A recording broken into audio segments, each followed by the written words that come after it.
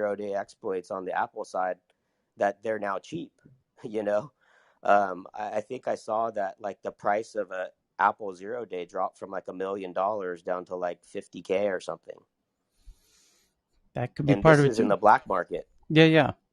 Well, that's what I mean is you can monetize vulnerabilities on the black market. I mean, that's what the dark web is. So it's let's hope they. So fellow Tyler, clubhousers, just be very careful with this app. Tyler, just a quick one there. Would you agree that it's not just Apple. It's it's everyone and everything in every application essentially. And where this thought process is coming from, and you know, I'm an open book mostly.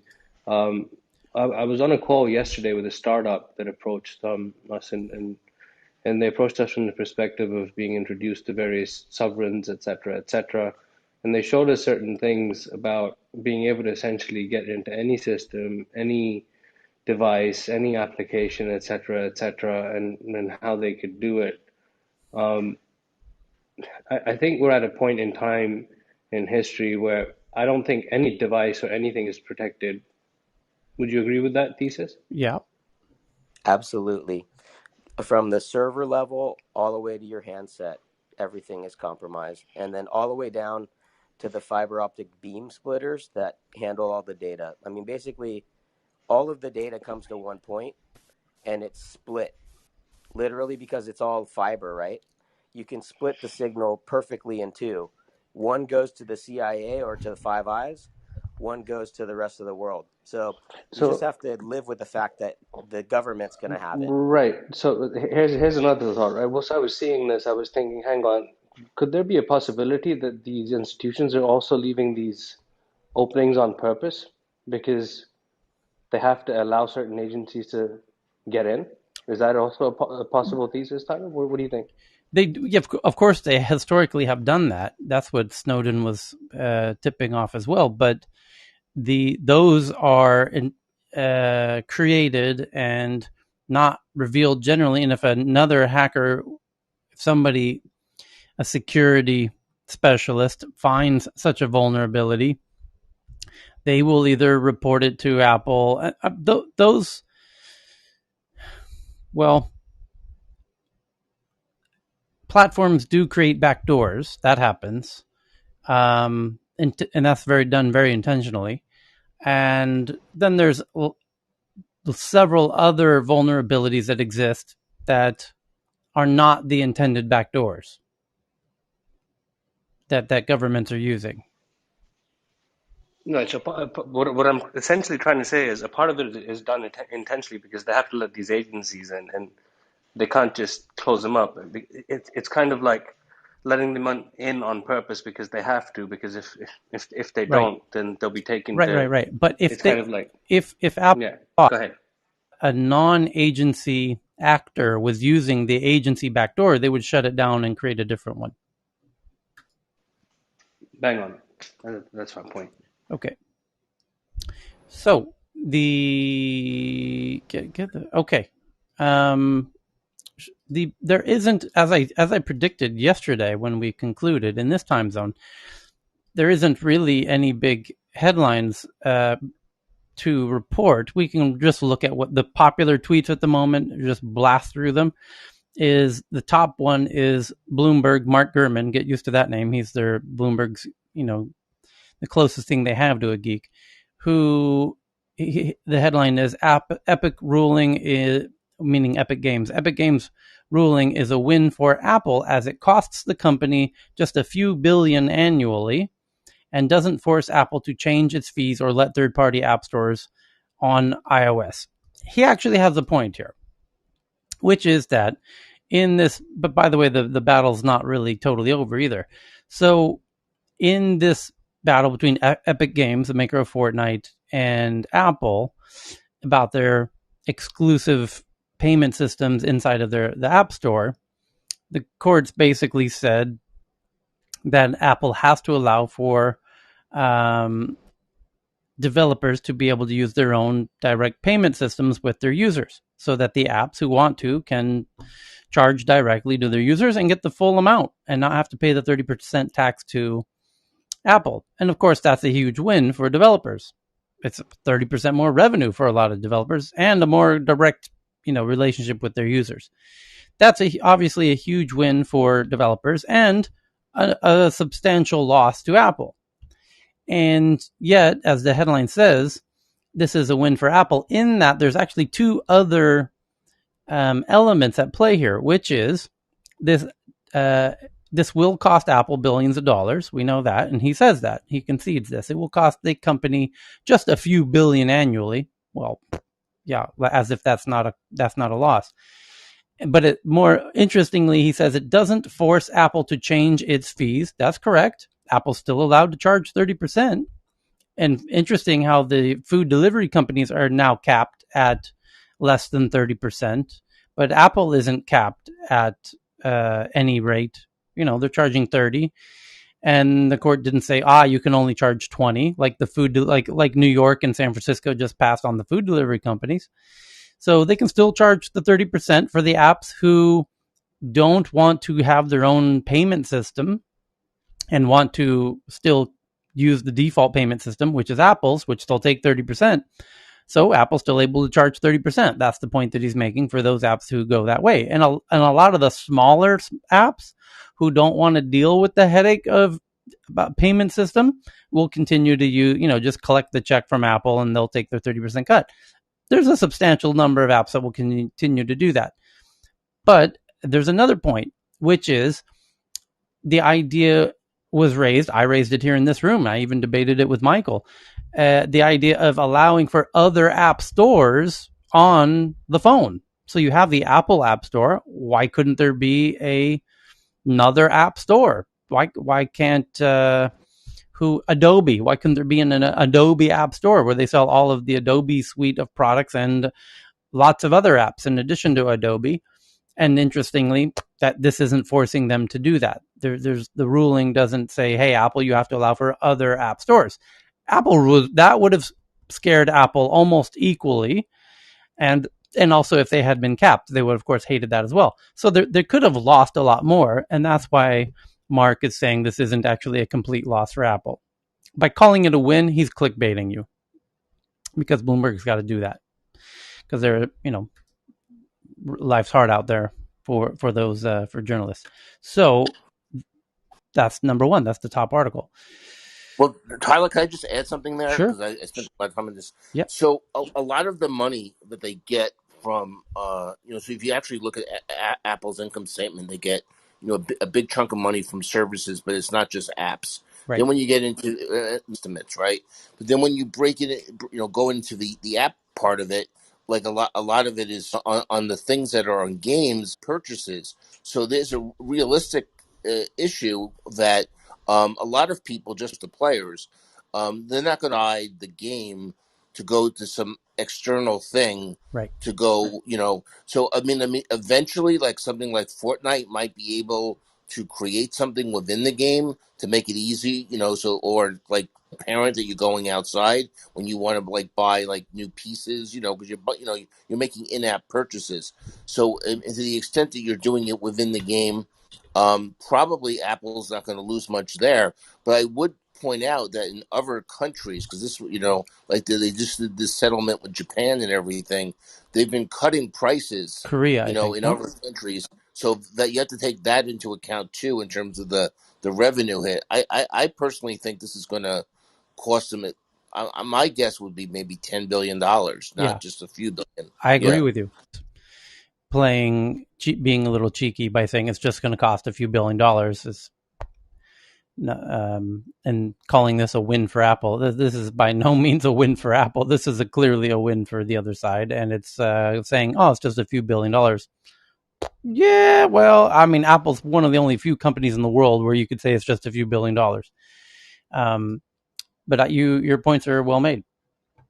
And I think Epic it might even appeal.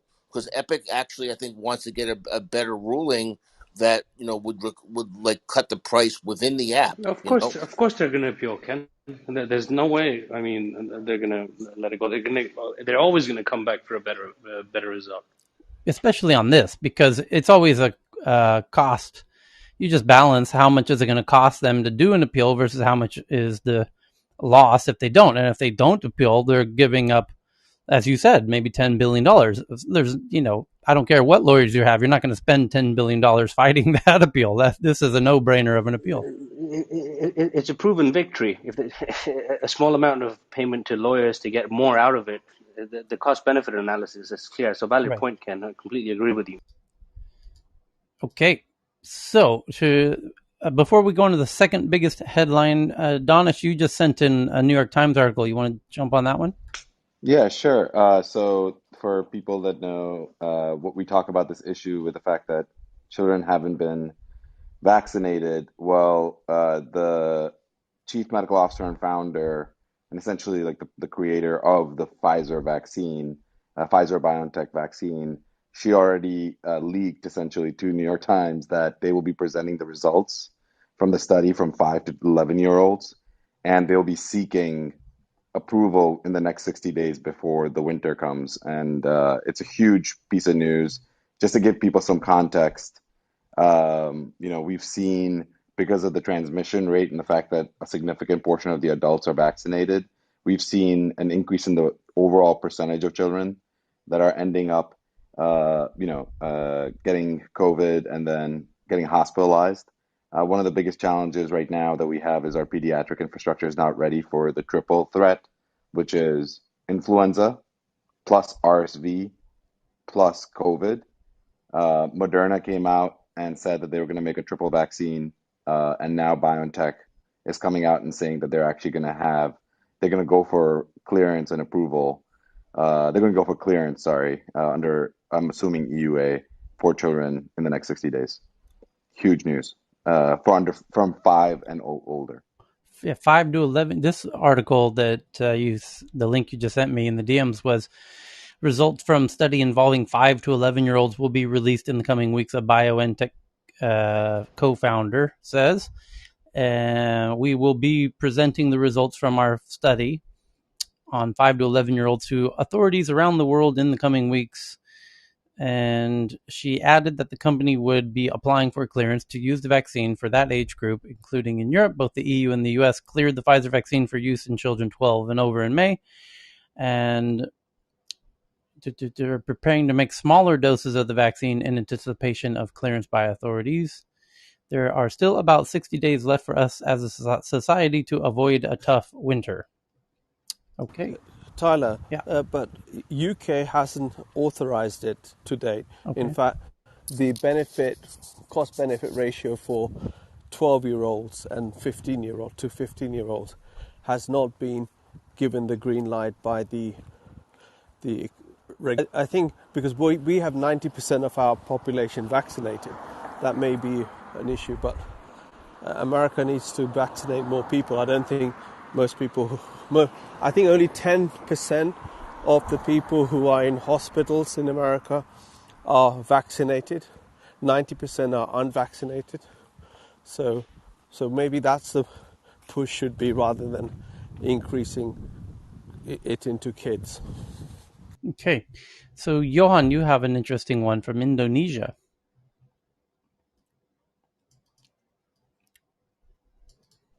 Sorry, I needed to get hold of my phone.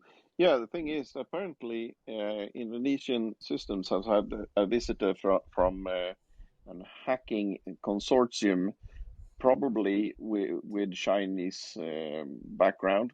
Apparently, the hackers have breached internal networks of at least 10 Indonesian government ministries and agencies, including the computer from Indonesia's primary intelligence service, the Badan Ouch. Intelijen Negara, BIN. Yeah. The intrusion was detected earlier, but this is in the way of the cyber espionage from China, or they believe it might be from there. I can't see that they actually can say for sure. Yeah, the interesting bit is that it's the Indonesian intelligence agency that's been compromised by Chinese hackers. They noticed it starting in April, and then the communication back to at least March of 2021. So a month earlier, the intrusion point and delivery method of the malware are still unclear. Some systems are still infected despite cleanup efforts. And the intelligence agency of Indonesia, which was the most sensitive target compromised in the campaign, did not return requests for comment. Told you, no more comments. People are not commenting to tech journalists. This is something that I was just wondering about recently. With China, we're always talking about China with East Asia, right? Yeah. And this is completely out of ignorance. Why do we never talk about North Korea? I mean, is it possible that North Korea has something to do with these hackings in East Asia? I mean, why would Yes. they not be interested? So why does it always have to be China when we discuss these I'll things? explain. Yeah, go ahead. Here's my assumptions that North Korea's hacks are more of a financial interest. China's hacks are not for financial reasons; they're more for intelligence reasons. And I'll give you an example. There was a headline yesterday: money launderer who helped North Korean cyber criminals sentenced to more than 11 years. And that's because the North Koreans, once they did the hacks, that were for monetary reasons. They need to wash the money, so they're using a money launderer. That money launderer, that's you don't see many hacking headlines with North Korea in them, but when you do, they're like this one where it relates to money laundering because they need to wash the money after they manage to get it. That's sort of to me the big difference. These Chinese hacks, if you were to profile, you would say that it's a noticeable. Some hacks are for money, some are not, and the Chinese hacks almost are typically never for money. So this going into the Indonesian intelligence agency, that wouldn't seem to be North Korea. That would seem very more characteristically Chinese. Going into banks or going into companies for money, that would be more characteristic of North Koreans. So I think the ones that are for money are generally don't get as much headlines unless they are big, massive scale, like the government, or if they're American big ransom ones. Well, Tyler, North Korea's most famous hack was Sony. Tyler, Yes. this hack was done by Mustang Panda, and they had they have installed their signature malware. So people who work in cybersecurity, they can profile it easily. So it's not like it's not a matter of speculation. No, I'm just. They are a group. I agree. So I it's didn't a say. Chinese I group, didn't. No, I think maybe we're of confused here. course. I'm not saying that it was unclear about who attacked Indonesia. Fraz is asking It's a why. general question. Yeah, why A don't we? general question. Why isn't North Korea brought up more? And I think they're not brought up as much because the ones that get more drama are the ones that are not about money. Same with crimes generally. Criminal cases that make headlines for money, they're more about other more interesting issues other than money. So it's because the money ones just make it like, well, of course, somebody needs money and they're hacking or they're committing some crimes, and they're money-based crimes of both types, digital and non-digital. It's the non-financial crimes that generally get better headlines. Got it. Yeah, that's my take on it. Thanks, Tyler. Yeah. So the next one up is in this. So we're going back now to the biggest headlines of the moment. The New York Times has one that, according to internal emails, that means they can kind of prove it. The data researchers who were studying misinformation on Facebook since 2019 included about only half of US users, not all, as Facebook had claimed. And you're trying to study something because now we have to assume that they were cherry picking the users, sending to the researchers to give the researchers an unrealistic this with COVID results. We're only giving, go ahead and just give them the people who never had the virus. And, it's this research is now dog shit because you don't have your data set, samples were cherry picked. So, and then yet Facebook is trying to launch a wallet for, and they just consistently shoot themselves in the face by headlines like this from the New York Times. This is just if Facebook was a trusted company, had a history of, not doing things precisely like this. The world does not trust Facebook. With me, I can with it. Maybe now you know why they say Ray-Ban. If they had been called Facebook glasses, you might have had a little.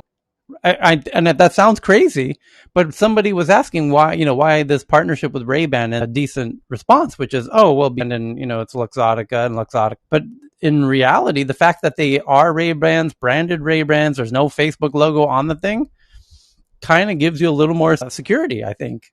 Yeah, and you buy them from the Ray-Ban site to do with Facebook. There's no login like Oculus or anything. Right. And I think if Facebook had made glasses, no Ray-Ban logo, just like, it would give people a whole lot of pause. So they have real time when they're trying to launch which is such a huge opportunity, huge. They could potentially be, a currency for the world to trade, but they blew it because of a decade of, headlines like this one from the New York Times. Well, also, Ray-Bans is a luxury line in sunglasses. So it would be like if Facebook came out with a car, do they call it the Facebook car or a Mercedes or an Audi or something like, if they could, because they'd rather call it a luxury brand than, in that line of, items. Yeah. It says the information shared by Facebook had a major. So it says, more than 3 years ago, Mark Zuckerberg of Facebook trumpeted a plan to share data with researchers about how people interacted with posts and links on the social network so that the academics could study misinformation on the site. Researchers have used the data for the past 2 years for numerous studies examining the spread of false and misleading information, but the information shared by Facebook had a major flaw.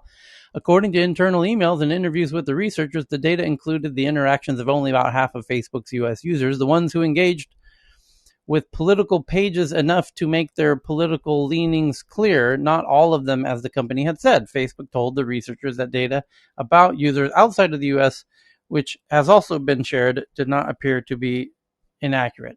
This undermines trust researchers may have in Facebook, said Cody Buntain, an assistant professor of social media researcher at the New Jersey Institute, known as the Social Science One, who have been given the user activity information. Here, another quote.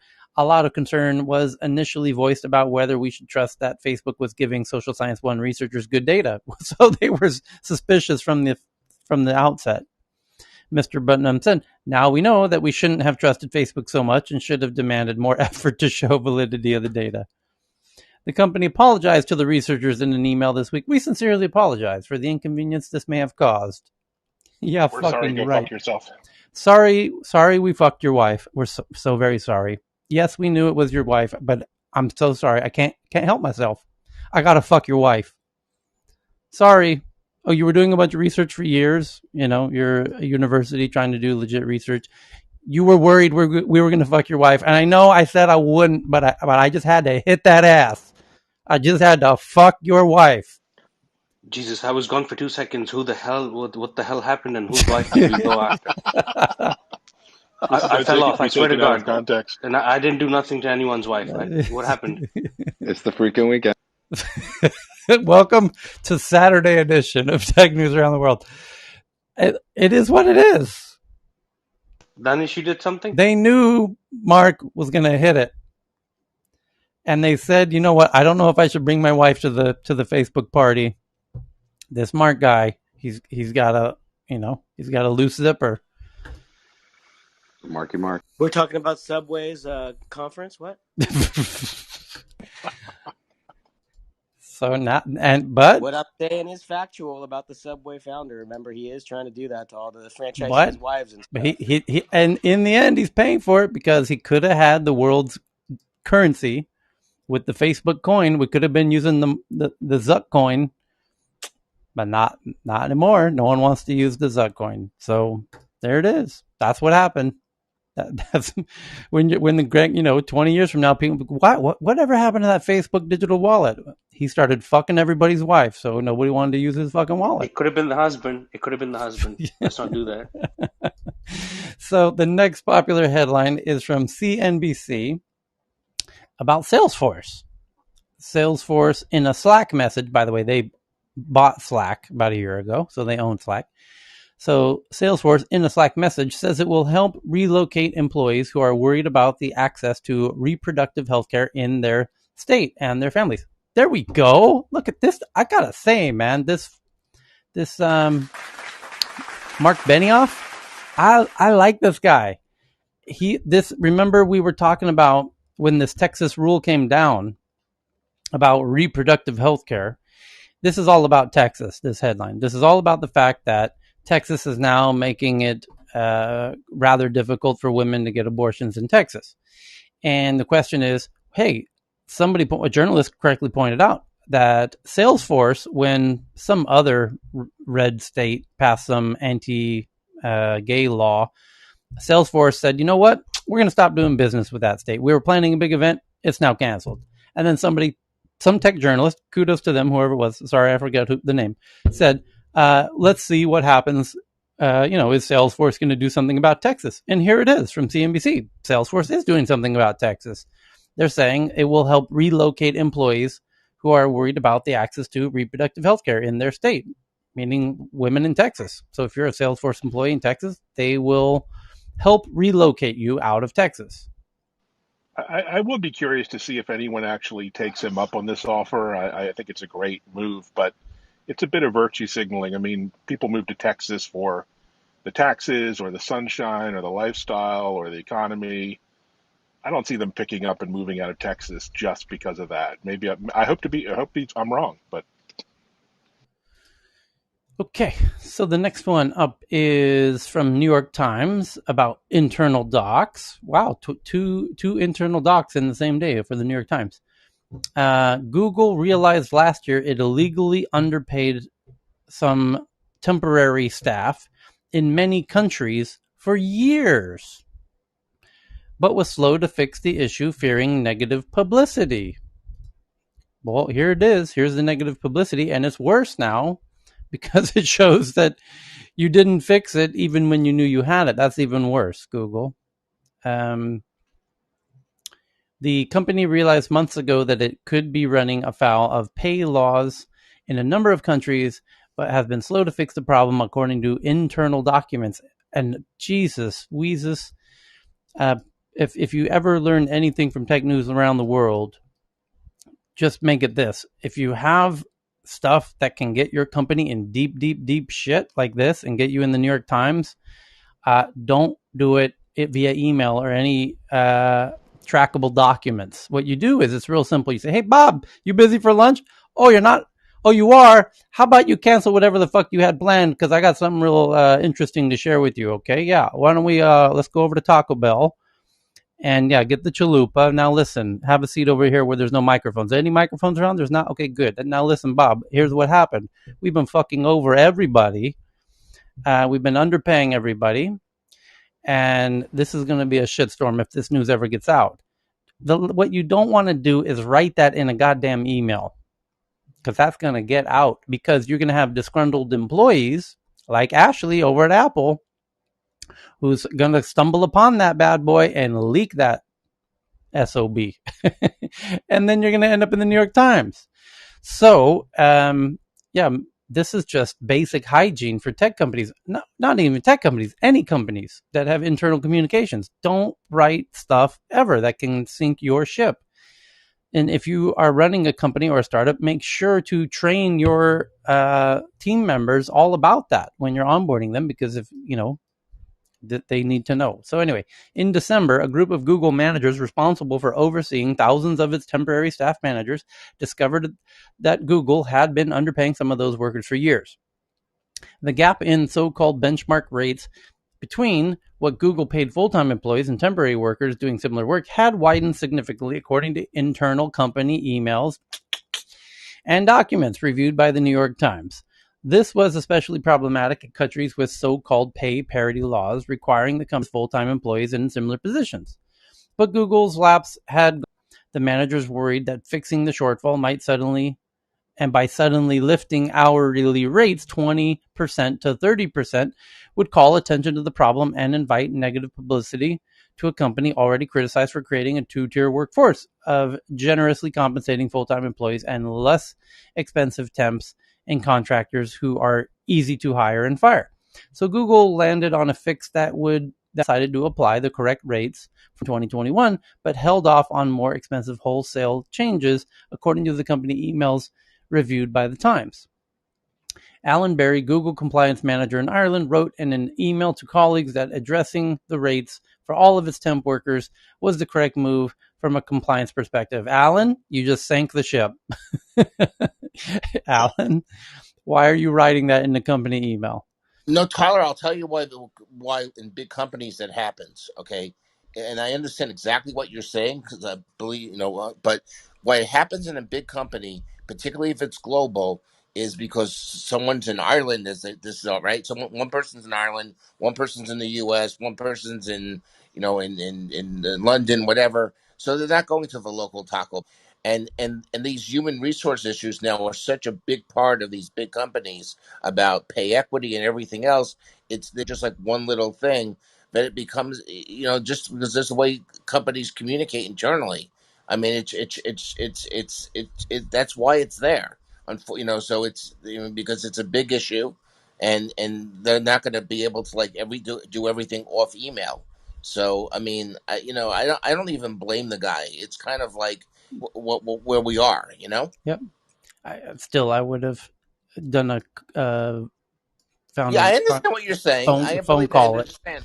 Yeah. Yeah. The cost is significant and would give rise to a flurry of noise and frustration. I'm also not keen to invite the change that that the correction required is significant. Google's decision to not immediately correct the pay rates for all the current temps was flagged in June in a whistle. Right. I told you that's how it happens. Somebody internally sees this email and brings it not only to the New York Times, but to the SEC, which is even worse. That's why you don't do it in an email with other people CC'd internally. Dude, pick up the phone and call whoever you're really intending to address this to on the other end and be like, this is some serious doo-doo. And come No, up. but for example, these types of issues might be subjects that the board of directors even want to like weigh in on generally. So now when you have a board meeting, okay, you're going to be emailing out. I mean, generally not snail mailing. I guess you could snail mail stuff, but you would generally be emailing stuff to board members before the board meeting. Because you may have 20. Okay, it's very hard these days. I mean, for on like main issue stuff in big corporations to keep it off email just because it takes a lot of work to do that. I mean, I'll happily debate you. I'd pick up the phone call and be like, listen, I just found something really crazy that, it depends on if you want to, if you're trying to protect the company or if you're, depends what your motives are. no. But what I'm just saying, this issue as whatever it is not like even as bad as some other types of issues. So I could see like if you were a pharmaceutical company and all of a sudden you discovered your drug is killing somebody, maybe you don't but this is almost like considered like you know, I don't know, the coin of the realm, in big companies these days. It's Doing video conference.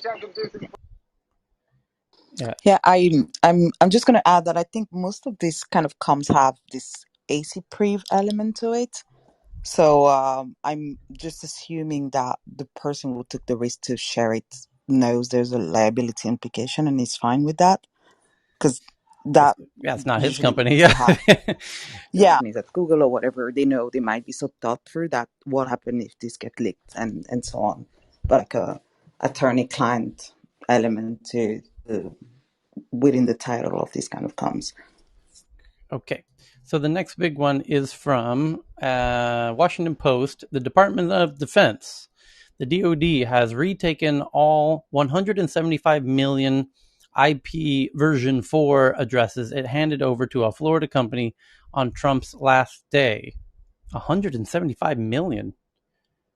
The Department of Defense says its schedule was agnostic of the admin change.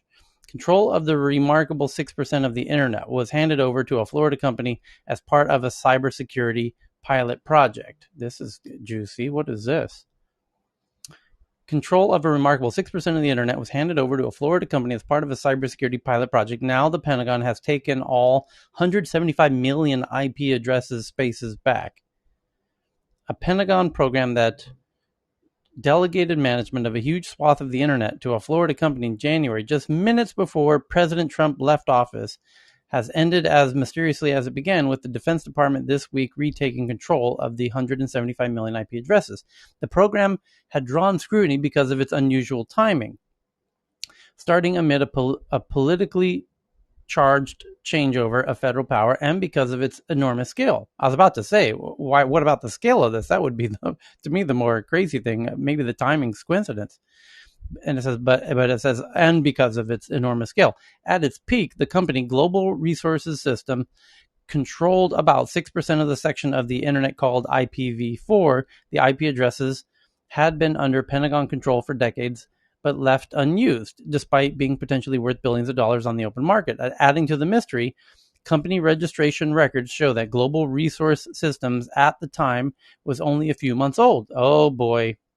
Having been established in September 2020, and this is really weird. This is getting super fishy really fast, and had no publicly reported federal contracts. What the fuck? No obvious public It was facing. like it was like in one of those Florida shopping malls too. It was really crazy. Oh, strip mall. Yeah, it was like in a strip mall. They with like no one there. It Might was as well just be a really PO box. Let's go full fucking fishy. No obvious public facing website, no sign on the shared office space it listed at its physical address in Plantation, Florida, which is a huge hot spot for tech. By the way, Plantation, Florida. I think they might have a subway there. The company also did not respond to requests for a comment. Are we up to 20 in a row yet with the no one making comments to tech journalists anymore? And the Pentagon did not announce the program or publicly acknowledge its existence until the Washington Post reported it in April. And now it's done, kind of. On Tuesday, the Pentagon made a technical announcement, visible mainly to network administrators around the world, saying it was resuming control of the 175 million IP addresses and directing the traffic to its own servers.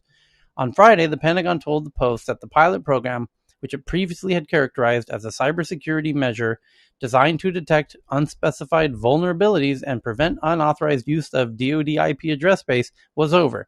Parts of the internet, once managed by Global Resource Systems, the Pentagon said, now were being overseen by the Department of Defense Information Network, known by the acronym DoDIN, and part of the U.S. Cyber Command, based in Florida, had never been sold or released to the company, merely put under its control for the pilot program, created by an elite Pentagon unit known as the Defense Digital Service, which reports directly to the Secretary of Defense. And I can't wait for that TV show. That solves emergency problems and conducts experimental work for the military. It itself made this puppet company and done some sneaky stuff without being known that it's the DoD who's had to create a sock puppet company out of a Florida strip mall, transfer the IP addresses, and tested something with the IP addresses. I can't think of another reason why they billions of dollars. Certainly not to anybody, and that it was transferred to has no government. The DoD itself who owns it, or the Pentagon itself who owns it. I mean, Systems was managing more of the internet than the China Telecom and Verizon, and it existed a month before it was handed 175 million IP. Tactics can allow cyber spies evidence of how adversaries are surveilling, inform the creation of better defenses. I think that's what it was, is they were creating some kind but to do so, they needed a bunch of virgin IP not connected to the Pentagon or the DoD. So they had to create another entity that had these custodianship of these virgin IP addresses. Armish? Yes, it's sort of an experiment. People would and maybe that those learnings can be used or modeled. It's a cyber drill. Yeah, really interesting. The timing is kind of weird. But anyway, the next one up is California releases front end and middle tier code for its digital vaccine card on GitHub to help other states deploy smart health. The digital vaccine card sounds like a vaccine, a digital. Yeah, California has a record of everyone's, and you just enter your information validation when you want to. We used it, but I am familiar with the mechanism of using it. I prefer a giant piece of paper. That's myself that I have Come in to my box. Southeast Asia is calling for you.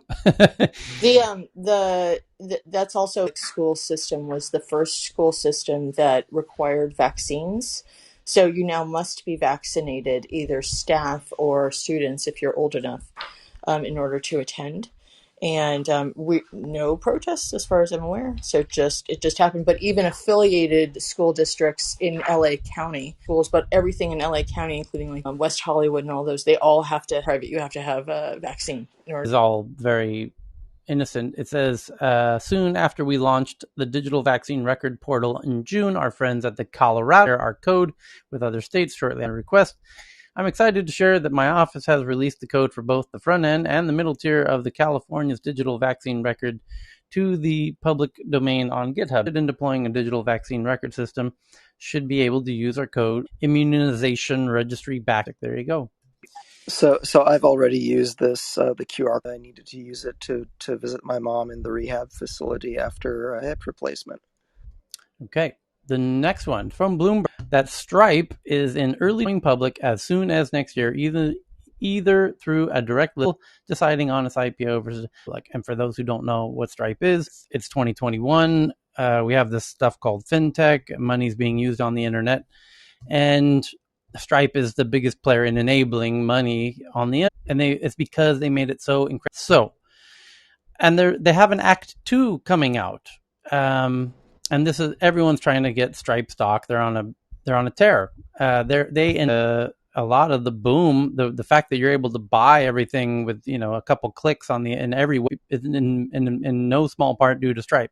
Stripe made it super super super crazy simple for any website to handle and accept credit cards. Basically, that was the initial first product, and then boy, have they rolled out dozens of products, similar related financial products and services since then.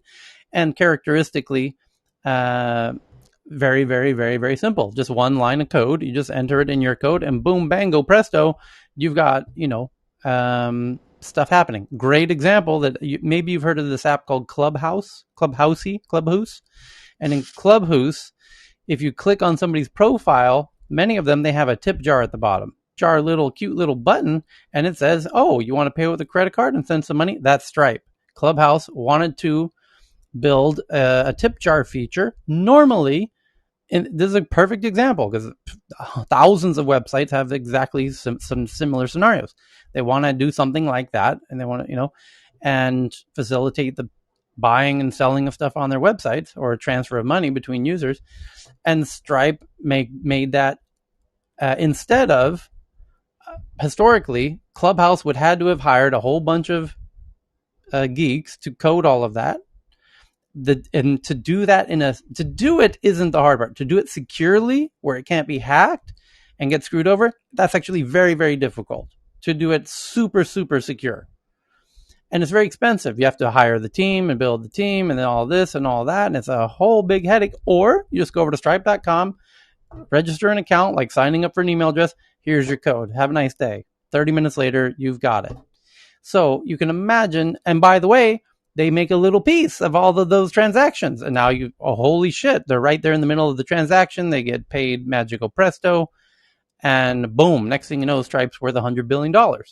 Makes sense. Now, that's been their core business, since they kicked off a decade or so ago.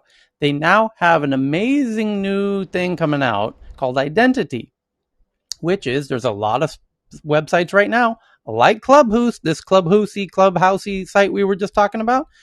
They also probably at some point down the road want to be able to verify the identities of all the users.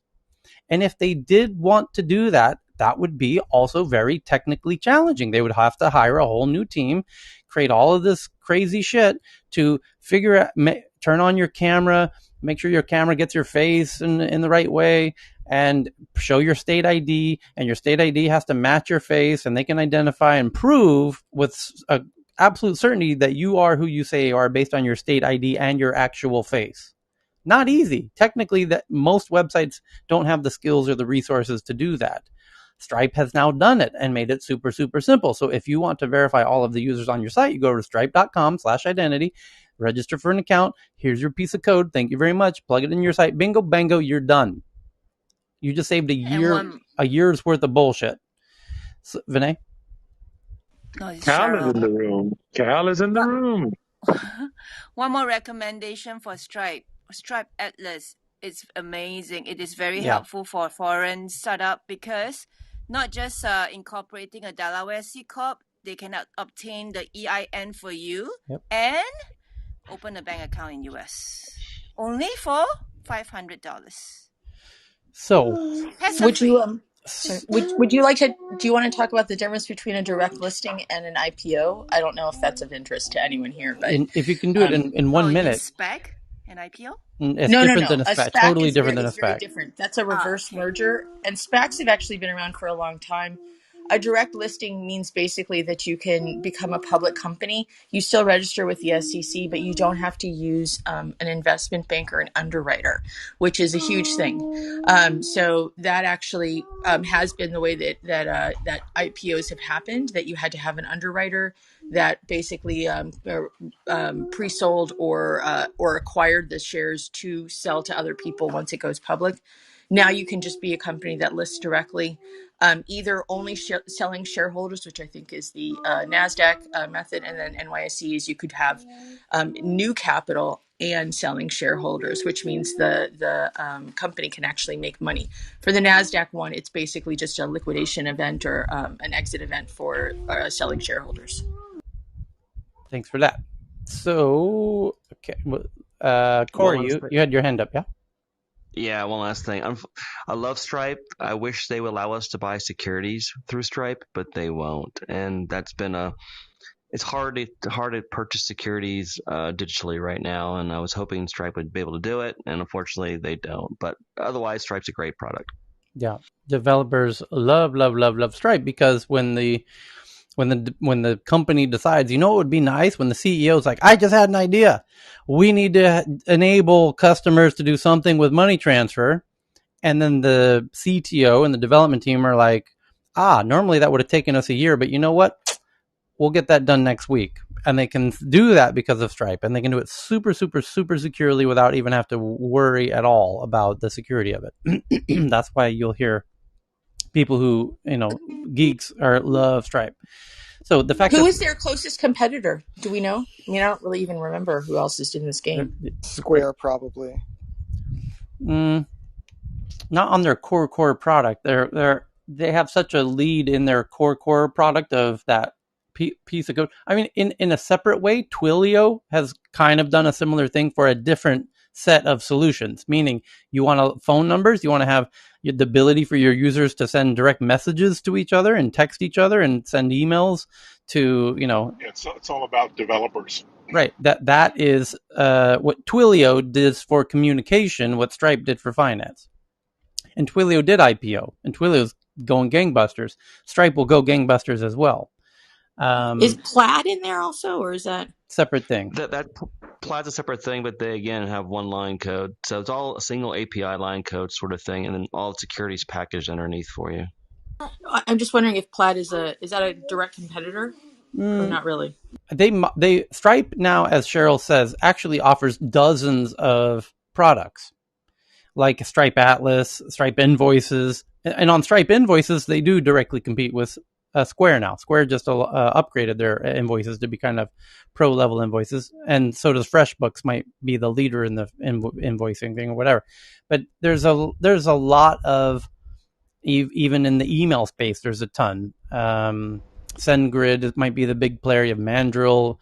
There are competitors.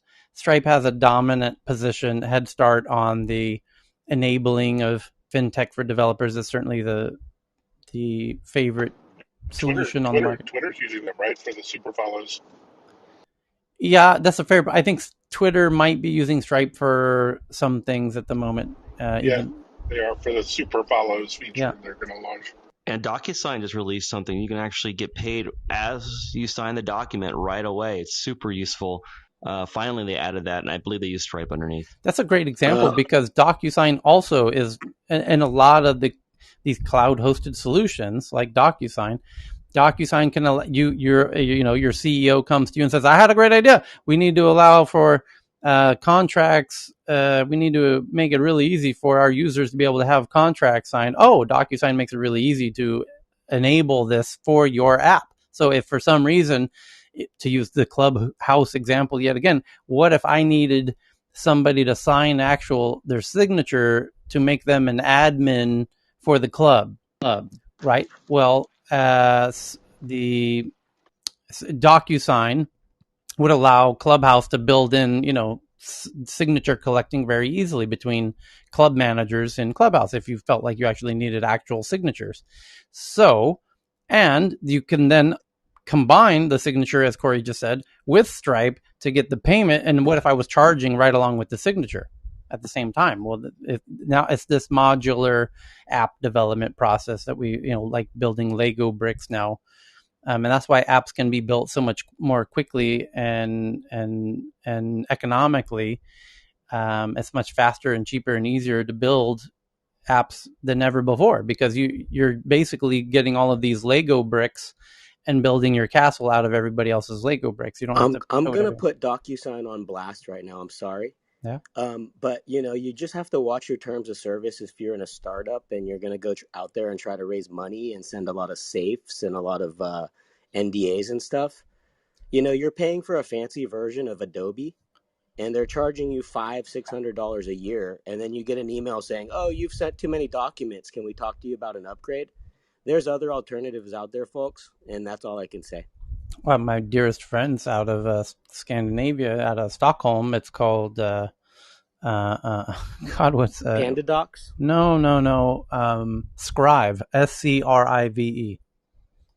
Okay, yeah, I mean, like DocuSign has really made a lot of people's lives easier. I will give them that. They got us to convert, but there's a little bit of bait and switch there because you really are just a fancy version of Adobe. I would have just bought Adobe. Okay. A quick mention on Stripe. They've been proactive about helping their merchants do carbon offsets for any purchases that they process, and they're also helping bootstrap carbon dioxide removal by funding carbon offset purchases in advance. So that's great in the ESG perspective. Okay. To encrypt their chat backups to the cloud. Okay. Next one is from Wired about a profile of Ksenia Kaufman, who has made 97,000 edits and created 3,200 pages on Wikipedia, and her efforts to remove glorified Nazi history from the site. Ksenia Kaufman's fellow editors have called her the Vandal and the McCarthyist. She just wants them to stop glorifying fascists and start citing better sources. So it's a profile piece in Wired about a Wikipedia whale. The next one's from Bloomberg about Kakao, which is South Korea's big payment solution, becoming the wealthiest person in Korea, if I understand correctly, the founder of Kakao. So Kakao and its subsidiaries have lost $16 billion in market value this month amid South Korea's tech crackdown, and some lawmakers call the company a symbol of greed. Kakao shares fell 17% in 2 days on lawmaker regulatory moves, and the sell-off creates a quote-unquote classic buying opportunity, some analysts say. It listed Kakao dropped more than $16 billion in market value this month as South Korea ramps up its own version of tech crackdowns. They're referring to China's tech crackdowns, of course. Kakao itself has shed nearly $10 billion as foreign and local institution investors dumped the stock after prominent lawmakers called the nation's biggest messaging and social media service a symbol of greed. Shares of the company, whose empire also includes online shopping, payments, ride-hailing, and other services, dropped 70% over the past 2 sessions before posting a small gain on Friday. Kakao has surged more than 6x since the pandemic. Since the pandemic low in March last year to a record high in June, boosted by the stay-at-home demand and the listing of its subsidiaries. As in China, where the regulatory crackdown on tech giants has wiped out more than $1 trillion in market value, from some of the largest names. One area of focus has been on fintech in Korea. Seoul regulators are making efforts to protect consumers buying financial products online. Kakao's recently listed units, Kakao Bank and Kakao Games, tumbled this week as well, and investors are concerned over potential impact of the valuation of the upcoming initial public offering of Kakao Pay. Meanwhile, platform rival Naver, which is the Google of Korea, the main search engine, has taken a $4.5 billion hit to its market capitalization so far this month. The rhetoric continued Friday with the head of South Korea's Fair Trade Commission citing concerns on abuse of market dominance by online platforms. FTC chairperson Jo Sung-buk expressed support for proposed legislation to promote an equitable relationship between platforms and users. Still, sell-side analysts remain optimistic on the long-term growth outlook for Korea's internet stocks. Some say the sell-off should be short-term, while the introduction of new consumer protection measures will benefit the overall industry in the long run. Here's the quote: Korea is more mature in terms of regulations than China, and the regulatory environment remains incredibly dovish. Ru Senju, an analyst at CLSA, wrote in a research note, maintaining a buy rating on Kakao. The sell-off leads to classic buying opportunities in our view. This is interesting for many reasons.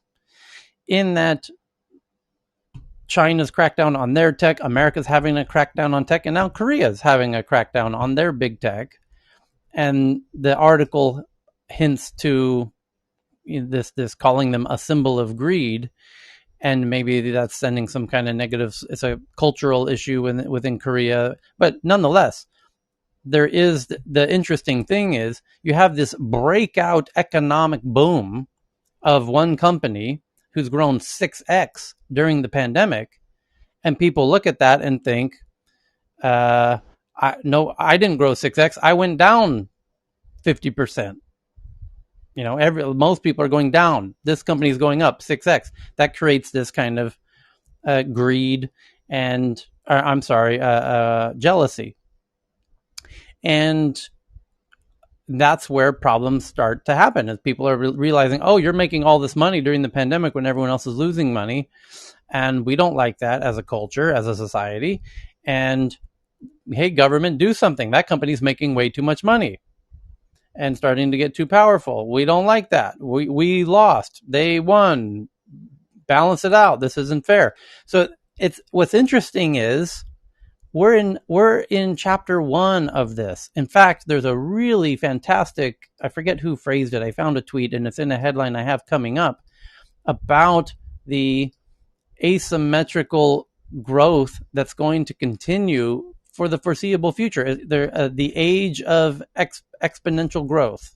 What is it called? Where is it? Where is my tweet? I have an article coming up about the age of exponential. Here it is, the exponential age. It's in Financial Times, sister publication called Sifted.com. Here it is. I have the article right in front of me. Hey, European founders, welcome to the exponential age. I love the name of that. I hope that sticks because that's what we are in.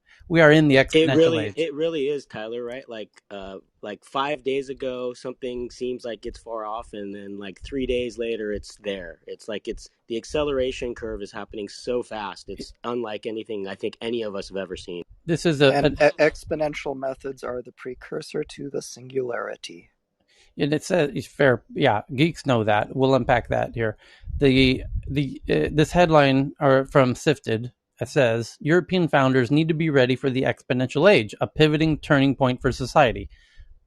Very well said, and it's coming because these technologies that are on the horizon, there's technologies that are here right now today, and they're giving Kakao and Google and all of the companies that are exploding like Amazon. They have something that the companies that are losing do not, and it's data and a mastery of how to use that data to their advantage. Kakao's in the same scenario. The Chinese tech companies that were booming are in the same scenario. And that's why China's cracking down on their data. And China's right. That is the source of that's their nuclear bomb in this big butter knife fight that everyone else is fighting in. And so the data is the key.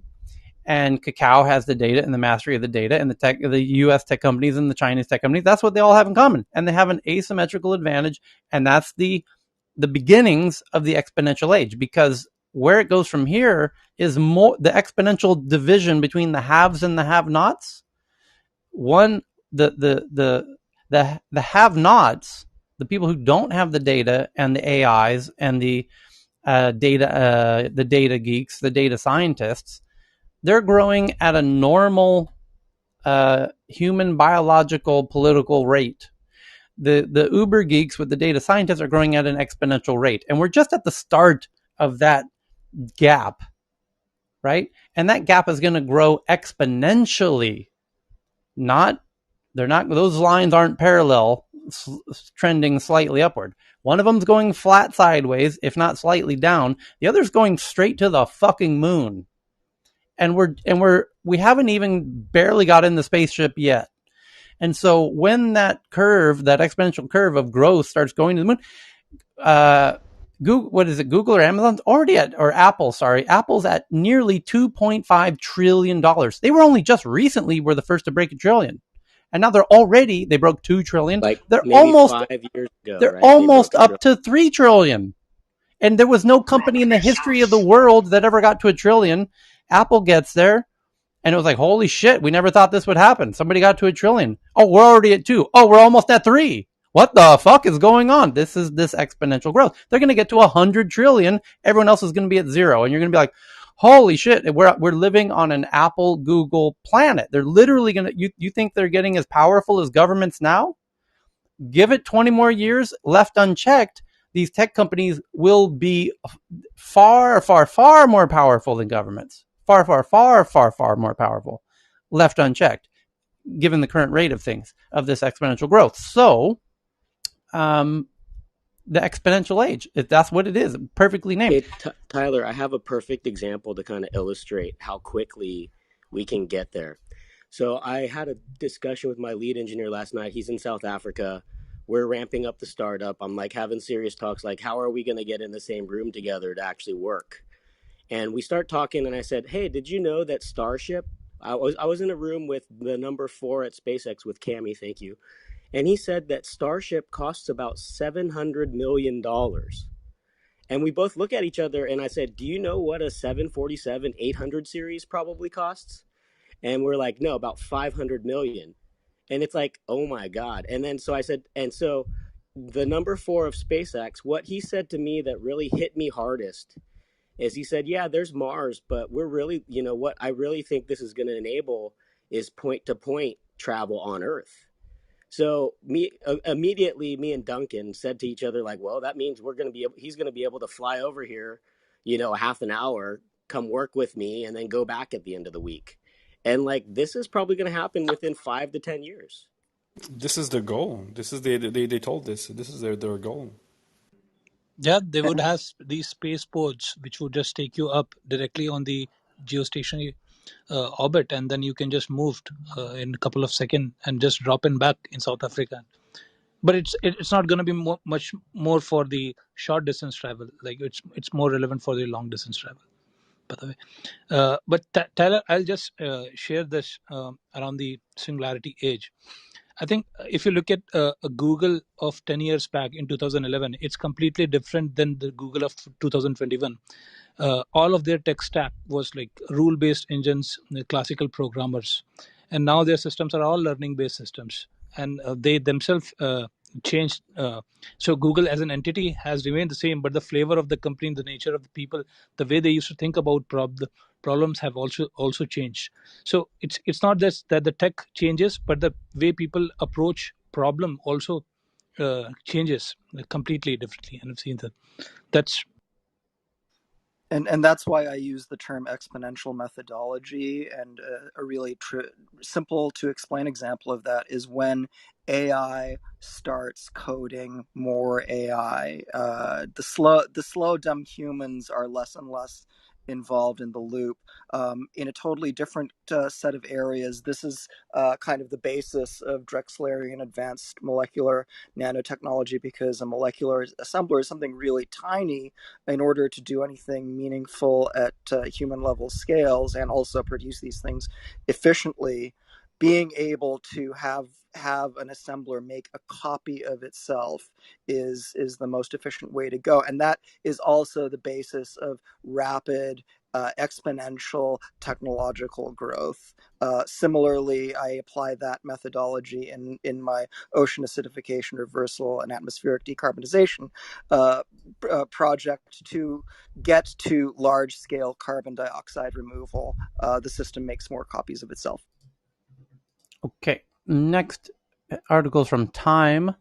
It says antitrust action in Europe and the US is inevitable, and Apple should rethink its stance towards regulators, often described as arrogant to inflexible. So I will tweet this one out for those who want to deep dive on that one. And indeed, the U.S. is going to, and all the governments in Korea, they're you can feel the nervousness of these companies exploding here during COVID, and they want to. It's not a coincidence that they want to now that the regulatory appetite is ramping up as these companies are, their engines are really starting to rev while everyone else's are grinding to a halt. So the Nikkei Asia headline says Canon to acquire Canadian chipmaker. Okay.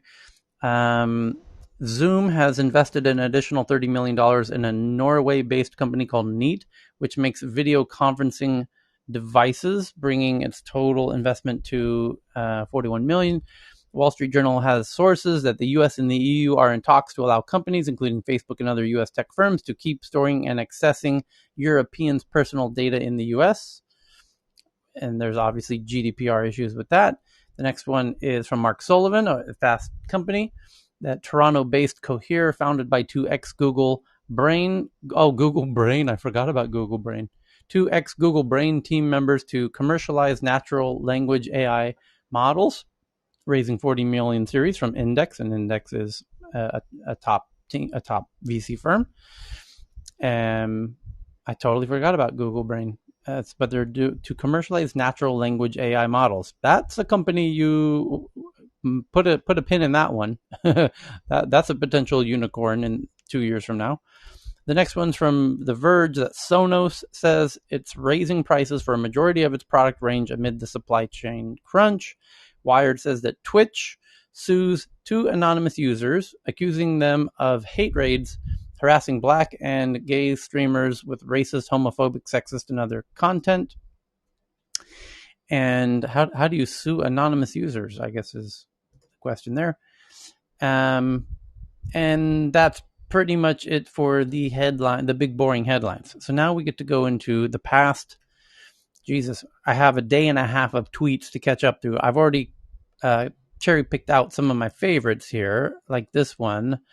That Vinay, I believe you sent this one in about OneWeb, that the Hughes Network Systems and OneWeb signed a deal for low Earth orbit satellite service in the U.S. and India. Yeah, so basically OneWeb is Starlink's competitor out of India. Yes. There are two big competitors. One is OneWeb, which is from Airtel, and the other is joint venture between Tata and Telesat from Canada. But OneWeb is now, with Hughes, is going to go offer its services in the US. So it's taking on Starlink in its home ground. Yep. Because Starlink just got its approvals and it met all regulators' requirements to offer services in India now. So it's going to get, again, there's 5 satellite internet companies in total. Yeah. So the next one up is from Dr. Fran from CNET about Hyundai fuel cell trailer drone. Is the future of trucking. Hold the trucks. Hyundai's autonomous e-bogie concept is a zero-emissions hauling robot that could change the way we ship overland cargo. And you can see this thing. It's wild looking. It looks like a big truck, but it's a double long trailer with no cabin. And the truck is, you have to see this. I just tweeted it to the Tech News Twitter account. It's kind of very futuristic looking. And it's got, it can pivot on both ends, so it can make incredibly sharp turns, like in normal city streets. And they have a secondary version of, wow, the trailer drone. Wow, this is crazy. You got to see this tweet I just twatted on Twitter, TNATW. It says perhaps the most radical hydrogen-powered concept to come out of the Hyundai Motor Group's Hydrogen Wave Forum this week is the trailer drone concept and the modular fuel cell e-boogie concept that it sits on. Did I Together, call it, Tyler? Did I call it that hydrogen is actually the future and it's not like grabbing stuff and burying it after you're done with it? yes. Together, these vehicles imagine that zero-emissions hydrogen fuel cells and autonomous driving tech will combine to change the way we think of trucking and logistics, and it all starts with the ditching most of the truck itself, which you will see in these photos, where they basically, it's like the bottom half of a truck, like from the where the glass of the windows start, just cut that, draw a line sideways on the truck and cut that in half and throw away the top. And you have the bottom of the truck, and now put two of those under a semi-truck trailer, and you can drive that thing everywhere, or a half-size trailer. It's really wild concept.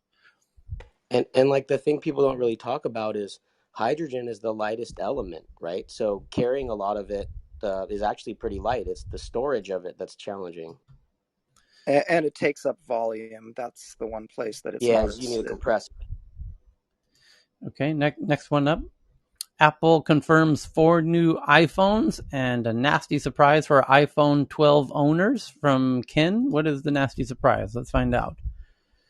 The file, first off, the filing new iPhone, what? It's highly likely that these correspond to iPhone 13. The filing on it's possible that the iPhone 12 base model may take over from the 11 as a stopgap in the line, but there have been speculated Apple's planning. I don't quite get it. But what we do know is that tomorrow, no, not tomorrow, Tuesday is the annual event where Apple is going to live stream and announce the iPhone 13, all 4 models of the iPhone 13, and the Apple Watch 7, and possibly the MacBook Pro 14-inch and 16-inch. And also probably the AirPods 3. Tyler's been a good boy, Santa Claus. Give me a 14-inch with an MX1 processor, M1X processor. So the next one up is from Anita via Wired that El Salvador's Bitcoin gamble is off to a rocky start. Enthusiasm, fear, and light shows usher El Salvador into the age of Bitcoin. And what is the rocky start? The speed with which Boulecki government has brought about this experiment, kickstarting the country's Bitcoinization just 90 days after the parliament passed the law sanctioning the shift, is indeed eye-popping, to the point that one wonders whether the country and its population would have benefited from a longer lead-up, or at least from more transparency. This was done in a week and a half before September 7th. Says the chief sales officer at the Ibex Mercado, a Guatemalan firm that sells Bitcoin exchange and payment solutions. You really have to ask whether the government is ready. It's a mixed bag. Yeah, they're going fast. They're rushing it. They saw an opportunity and they're running with it. The entire population is not fully up to speed on what Bitcoin is and how to use it and how it's going to benefit them. Even someone who doesn't want to use Bitcoin, say a woman who lives in a rural area and has no smartphone, her taxes will end up being subsidizing this measure. I liken this initiative to jumping from a plane with no parachute. It is possible you might survive and be celebrated as a hero. More likely, things will not work out. Can I ask Ken a question here, Tyler? Yeah. Pardon my ignorance, Ken, but can you explain the carry trade and if this might create a carry trade for Bitcoin at El Salvador? Me? Yeah. Is this a possibility for like a carry trade type situation where everyone's going to run to El Salvador kind of as a lender of last resort for Bitcoin, or a buyer of last resort for Bitcoin? I'm not really expert enough on Bitcoin. You might want to ask Alexander or somebody who does more about Bitcoin. But I guess What? what I'm asking is about carry trade. That's where there's a difference in currency value, and everyone kind of picks on one currency, right? Oh, I know, I see what you're saying, but it's still. I mean, I think the mechanism is different with that. I mean, so if somebody else wants to take that, It's I probably not missed worth. the discussion. What was it? It's probably just a Chris stupid question. I'm sorry. No, he's asking whether you could do a carry trade between Bitcoin and fiat. It's I just don't know, even understand what carry trade is. no, yeah. So it's basically taking the difference in interest rates, arbitraging interest rates, borrowing in one rate and getting income in another, you know, I to an regret I asked now. I'm falling asleep. Yeah, it was a dumb question. I'm sorry. Well, not really, Drum. This is how Soros made his money. Sorry, my 4-year-old is being super loud right now, so I'm like having trouble hearing this because we're trying to get her dressed. Um, so can you arbitrage rates on for Bitcoin? Is that what you're basically asking? Yeah, and do you see because El Salvador is essentially acting as a buyer of last resort, up until their 300 or $160 million fund or whatever, do you see people using El Salvador like as a place to just guarantee they're going to have a buyer? Yeah, for sure. I mean, that already happened with Nigeria.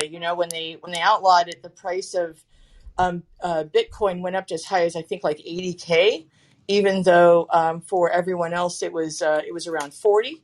So there was a ton of arbitrage opportunity there, which is one of the reasons why Nigeria had to back off of that because it was basically just flooding Bitcoin into the country. And arbitrage is a main part of the way the markets work in a lot of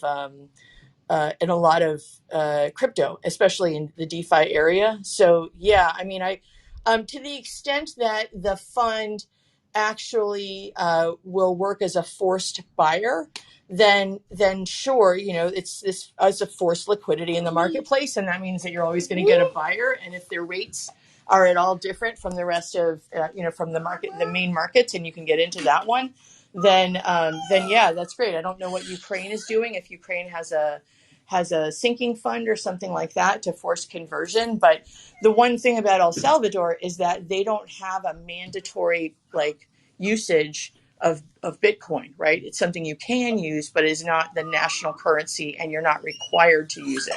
So U.S. dollars are still trading there, are still being used as a currency there. So, which was their main currency since 2001, I believe. So, they have, I don't are know they that. trying to maintain a peg though to the dollar over there? Are they trying to maintain the peg to the dollar? They didn't maintain a peg. They literally just imported dollars. They didn't have. It wasn't a. Yeah, the pegs don't work, which is one of the I reasons why know that. stable coins Right. are not working. But yeah, no, they didn't work. So they were just buying dollars and using the dollars uh, as a national currency, and then they were getting foreign dollars, right? Like they have. It's another one of the countries where they have a primary foreign direct No, investment no, I understand it, but chunk of now their that they're GDP. using Bitcoin, are they trying to maintain a peg point in the dollar?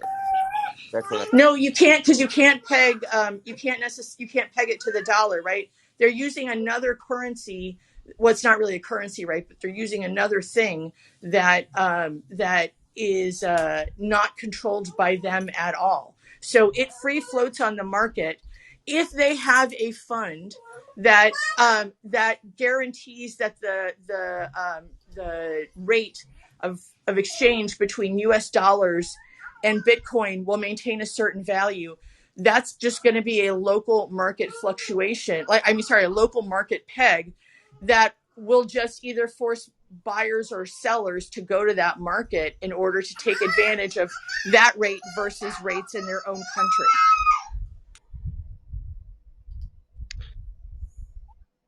On this subject, this is Corey.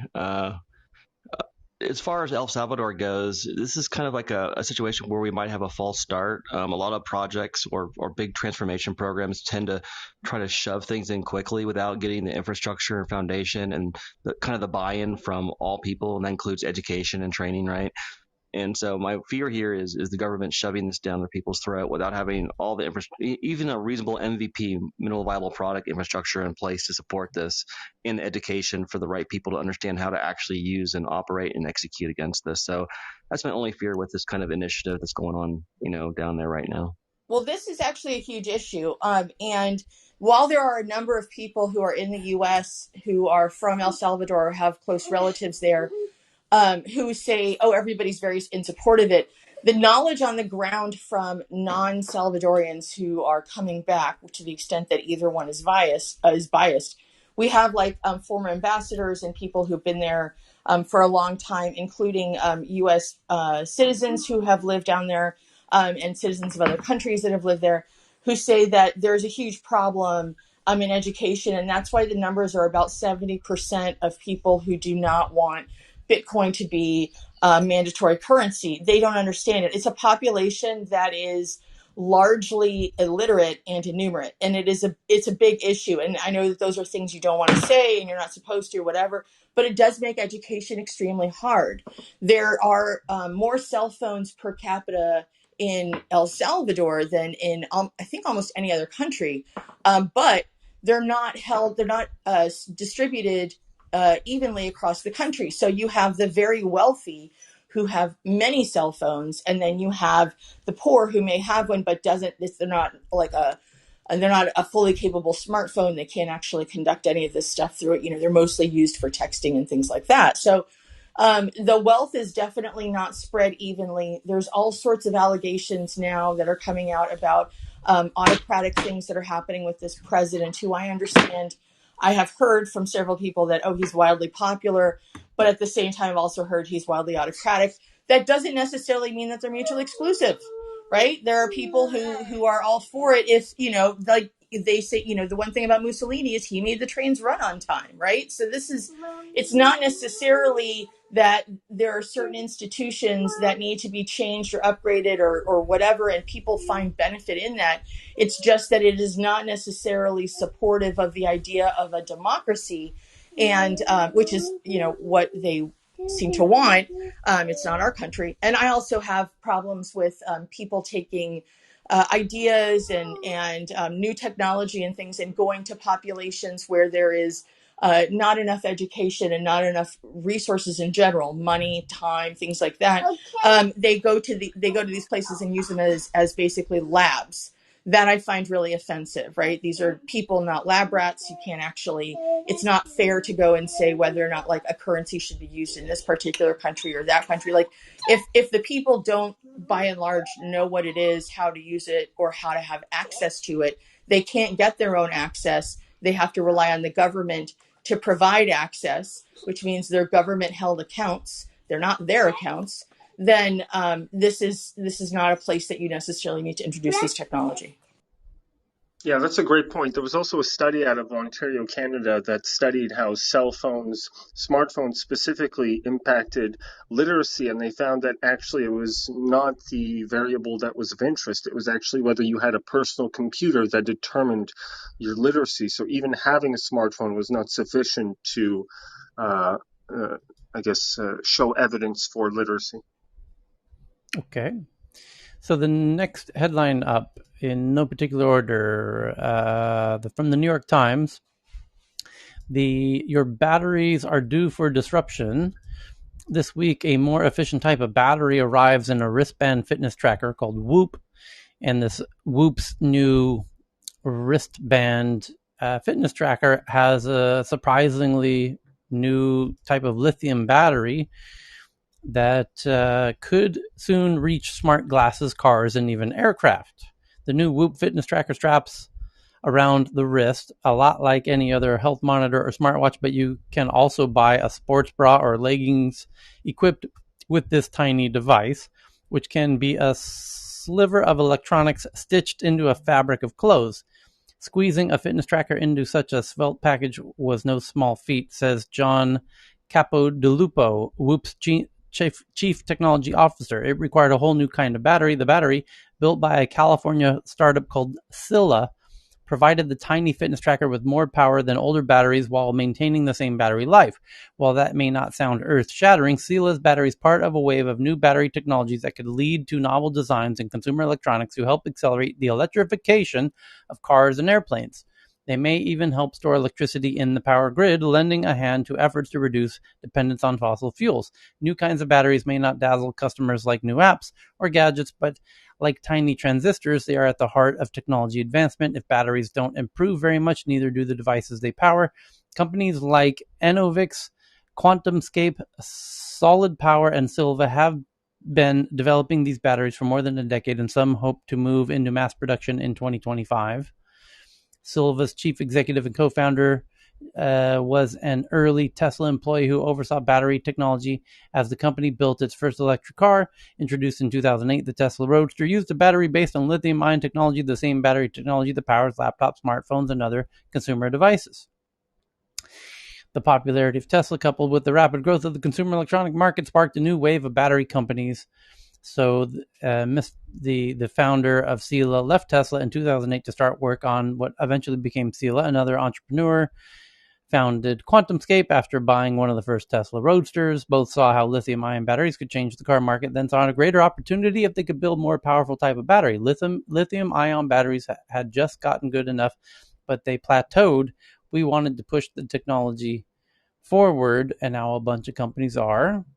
And now you're going to enable a whole bunch of new types of products now that you've got more optimized batteries. And a great example of this type of story is the iPod, where hard drives became very, very small and could store lots and lots of data in a very, very small package. And some guy named Steve Jobs, some tech dude who worked at some company called Apple or something, he thought, you know what, maybe if we took those powerful new hard drives that can store a lot of information in a really small space, what if we stored songs on that thing and called it the iPod? So now you can see, when you get new technologies, new types of hardware, you can get new types of products that can change the world in interesting ways. And that the New York Times could have used that example, but they didn't. But that's the classic example. So now that this new type of powerful, these batteries are coming out, you're going to get new types of hardware that people are eager to get their hands on. The next one's from Ken via MSN, that Tesla secures a patent to use laser beams as windshield wipers. They've secured a patent for its idea to use laser beams as windshield wipers. Documents with the U.S. Patent and Trademark Office shows. And there's another example, using lasers in ways that you wouldn't assume. And then this one from Fast Company, Google Workspace, which is Google's new rebranding of Gmail together with Docs and Sheets and all of their Office-like products. Instead of calling it Microsoft Office, they call it Google Workspace, because we don't work in offices anymore. We work in workspaces. Get it? You got it? You see what they did? Pretty clever, these Google folks. So they call it Google Workspace. Adds a new button, a new feature to report and flag coworkers' misconduct. So when you're in an email with somebody, Daryl, and Daryl says something stupid, he's kind of a racist at times, quite a sexist as well. So next time he sends one of those sexist, racist emails, you click the report button, and then that gets sent to the HR department, and then he has to explain why he's not really a racist or a sexist. You see what I'm saying? You see how that works? It's kind of clever. So now you can flag people for the HR department. Obviously, Google spoke to the HR departments and said, hey, we built this whole new thing, Google Workspace. Anything we could build in this for you? And they said, it'd be great is if you added a way for people to flag stuff for us to look at. And they did. Pretty clever. So the next one is from abc.net, from out of Australia. The headline reads, Hong Kong police raid Tiananmen Square museum. Days after Virgil, officers were seen loading a truck with items taken from the museum, hours after a dozen pro-democracy activists pleaded guilty of knowingly participating in creating the Tiananmen Square Museum.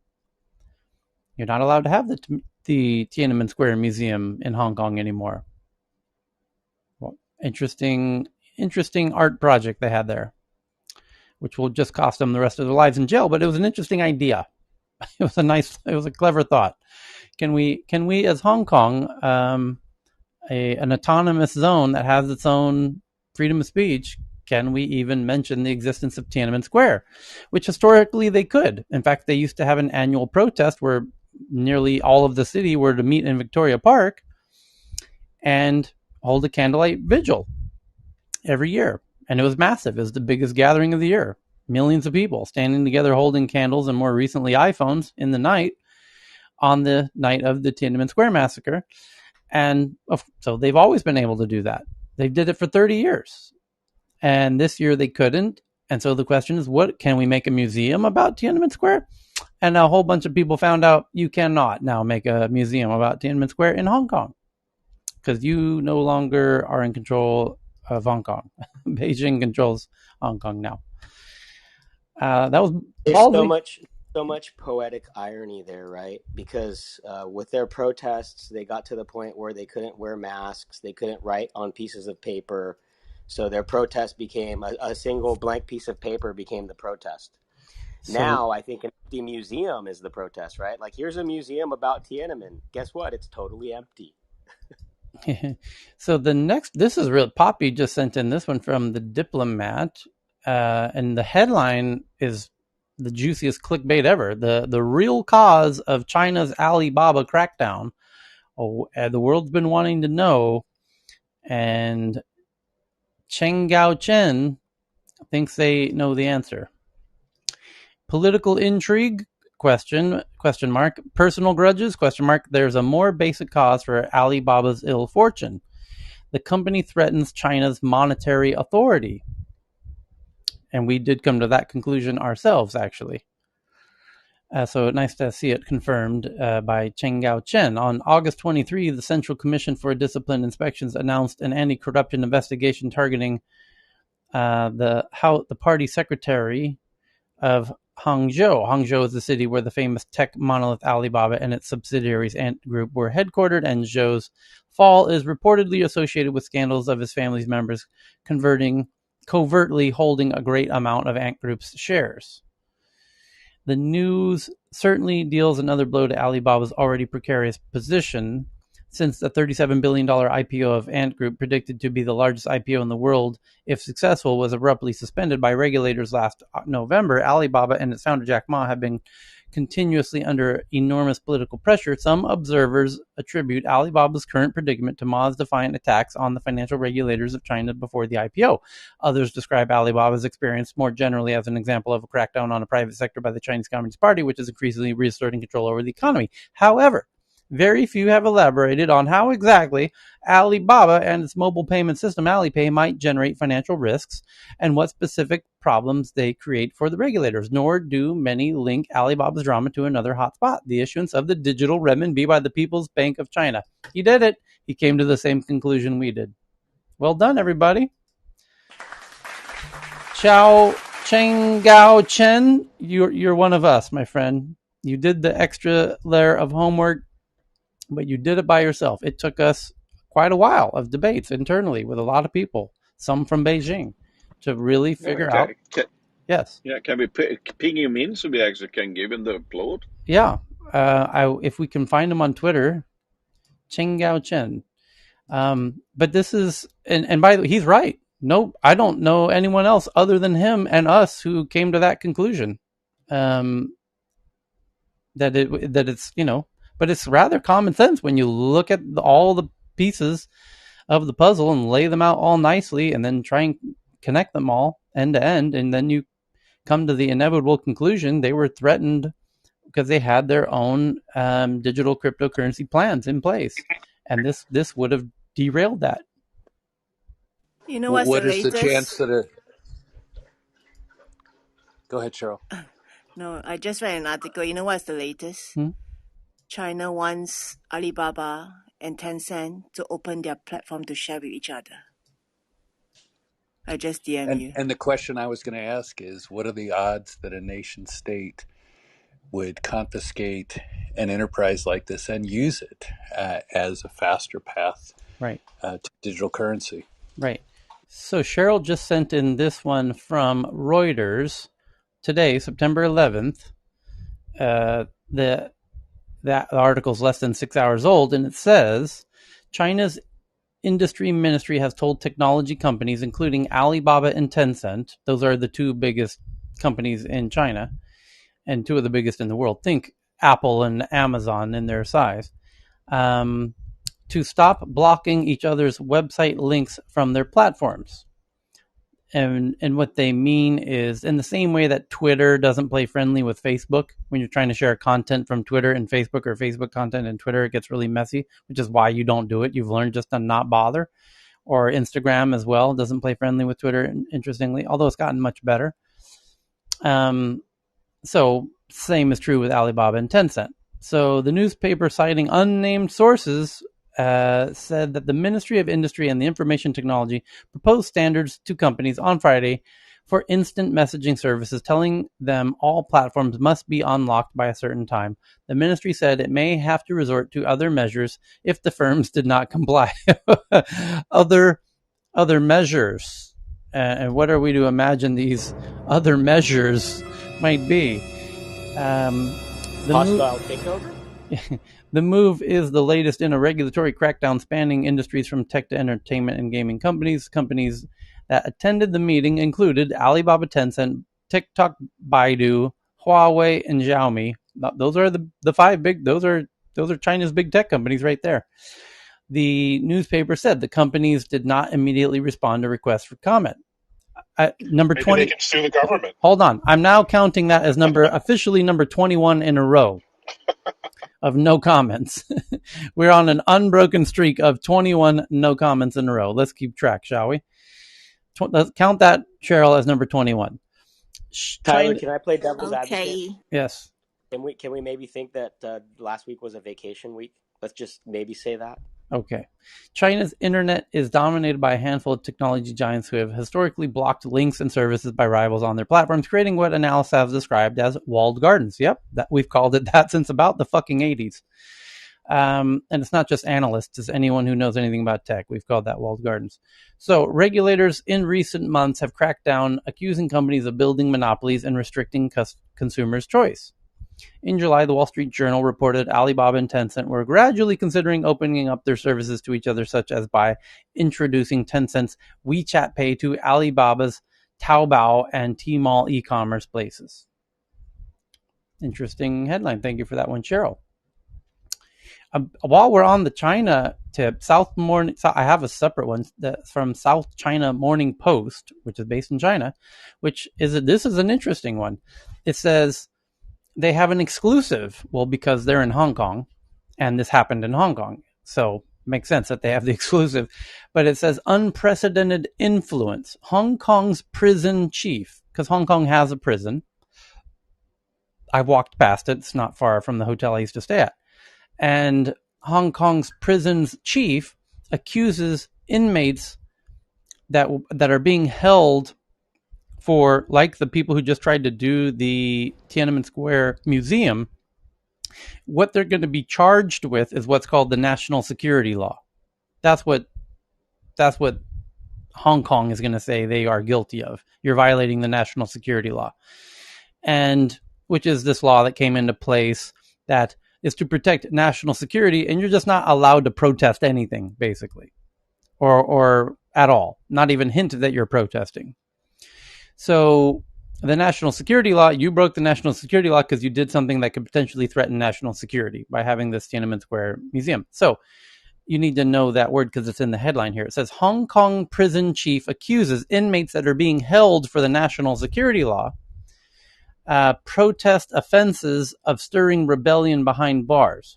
Incidents could endanger national security and show need to prevent some inmates from exerting influence, prison's chief Wu Yingming says. Prison guards have begun monitoring some inmates around the clock, just like key gang figures, triad figures.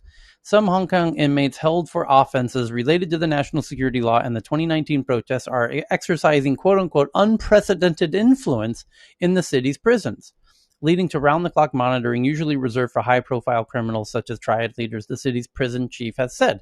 In a recent interview with the South China Morning Post, the Commissioner of Correctional Services, Wu Yingmi, accused the prisoners of establishing links with outside groups to create a new rebellion behind bars and of spreading hatred of the central and Hong Kong governments. Some of the group, he says, have behaved in ways not before seen in Hong Kong's prisons, describing how one former opposition district councillor who returned to a particular detention center was given a hero's welcome. Such displays has to stop, he continued, or those in prison will end up endangering national security. There you go. Hey, Tyler, Yes. just on the platform, the news that you just mentioned, I read something about that in July, the platform themselves have already started allowing the usage of each other's payment systems, such as WeChat would be able to be used in the Alibaba's platform. Yeah. So is this new, or the platforms, the companies themselves had already considered open up their systems, if you I will? imagine both. I imagine the companies knew that at some with all this crackdown happening, which goes back, a few months. They probably figured out that they're going to be asked to be less walled gardeny with each other, and Hmm. maybe doesn't really matter. I mean, once they say you got the idea, and this is the same thing is happening with Google and Apple in America right now, where Google is Right, I was gonna say that, yeah, the Apple lawsuit, yeah, allowing other payments on App Store, yeah, that seems to be, there's a bit of an analogy there as right. well, Well, the lawsuit against Apple. yeah, but like Google's reducing the fees to down to 15% preemptively as a sign that they know that the court's likely to rule against them. So the question, I guess, is you do a risk analysis, and what if we start taking the measures now that we know they're going to ask us to do later? Maybe if we take them now, then they'll just stop focusing on us and go focus on other things. So maybe we can create a kind of preemptive settlement, and backtrack, take a few steps back, and so that we don't draw, rather than force them to make a decision. What if we make our own decision that they might find as a suitable compromise, so that it relinquishes their burden of feeling like they need to create some new regulation? We could self-regulate so that we don't have to worry about a more intense regulation that they might cook up. So I think it's Yeah, yeah, that's sort of related. The Alibaba was fined a lot of money because they were forcing customers to sort of two-in-one or something, to choose whatever a mhm. platform. That was, well, they got hit really bad by the antitrust authorities in China. So perhaps now they're doing something themselves before they get hammered again by the authorities there, by allowing the payment choices to allow Taobao customers to use WeChat payment. And Nalormi sends in what kind of, while we're on the China roll here, Nalormi sends in this one from South China Morning Post, that podcasting platform Himalaya shelves its planned US IPO amid tech crackdown. And she also sends in this one from Reuters, that China suspends approval of new online games. China has temporarily suspended approval of all new online games in a bid to curb gaming addiction among young people. And then back to non-China news. Oh my, this is bizarre. Poppy, the next one in my endless tab stack, is from Poppy from the New York Times. And the headline says, "Reversing Gears. China increasingly rejects English and the world. A movement against Western influence threatens to close off a nation that succeeded in part by welcoming new ideas." And it's written by Li Yuan. As a student at Peking University Law School in 1978, Li Keqiang kept both pockets of his jacket stuffed with handwritten paper slips. An English word was written on one side, a former classmate recalled, and the matching Chinese version was written on the other. Mr. Li, now China's premier, was part of China's English learning craze. A magazine called Learning English sold 500,000 subscriptions that year. In 1982, about 10 million Chinese households, almost equivalent to Chinese TV ownership at the time, watched Follow Me, a BBC English learning program with lines like, "What's your name? My name is Jane." It's hard to exaggerate the role of English has played in changing China's social, cultural, economic, and political landscape. English is almost synonymous with China's reform and opening policies, which transformed China into the world's second biggest economy. That's why it came as a shock to many when the education authorities in Shanghai, the most cosmopolitan city in the country, last month forbade local elementary schools to hold final exams in the English language. Broadly, the Chinese authorities are easing the workloads of school children amid an effort to ease the burdens of families and parents. Still, many Chinese people with an interest in English can't help but see the Shanghai's decision as a pushback against the language and against Western influences in general, and another step away from openness to the world. Many call the phenomena reversing gears, or China's Great Leap Backward, which is a pun on the Great Leap Forward, and an allusion to disastrous industrialization campaign of the late 1950s, which resulted in the worst man-made famine in human history. Last year, China's Education Authority barred primary and junior high schools from using overseas textbooks. A government advisor recommended this year that the country's annual college entrance exam stop testing in English. New restrictions this summer on for-profit after-school tutoring chains affected companies that have taught English for years. Yeah, that's very strange, by the way, Tyler, if I may. Yeah. In the olden days, here's the thing. I've heard that the government there actually were were really telling the media outlets not to use a lot of English words. I noticed that even in the television screens when what do you call it, the God, my mind is going blank. A caption. If people are on the program interviews are using some English words, the caption would actually be translated into Chinese. Really basic English words. And also, it's really an interesting contrast because when I was working there years ago in Shanghai, there was like huge celebrations for Thanksgiving and Christmas by the stores. It's really amazing during Christmas time and Thanksgiving. There will be like these big, thanks Santa Claus or even reindeer setting up these shopping malls, and people are just like Christmas almost like illumination, celebrating we call it. holidays. Yeah, and it was actually it was more festive in Shanghai than actually back in the US in terms of, how festivity for Thanksgiving.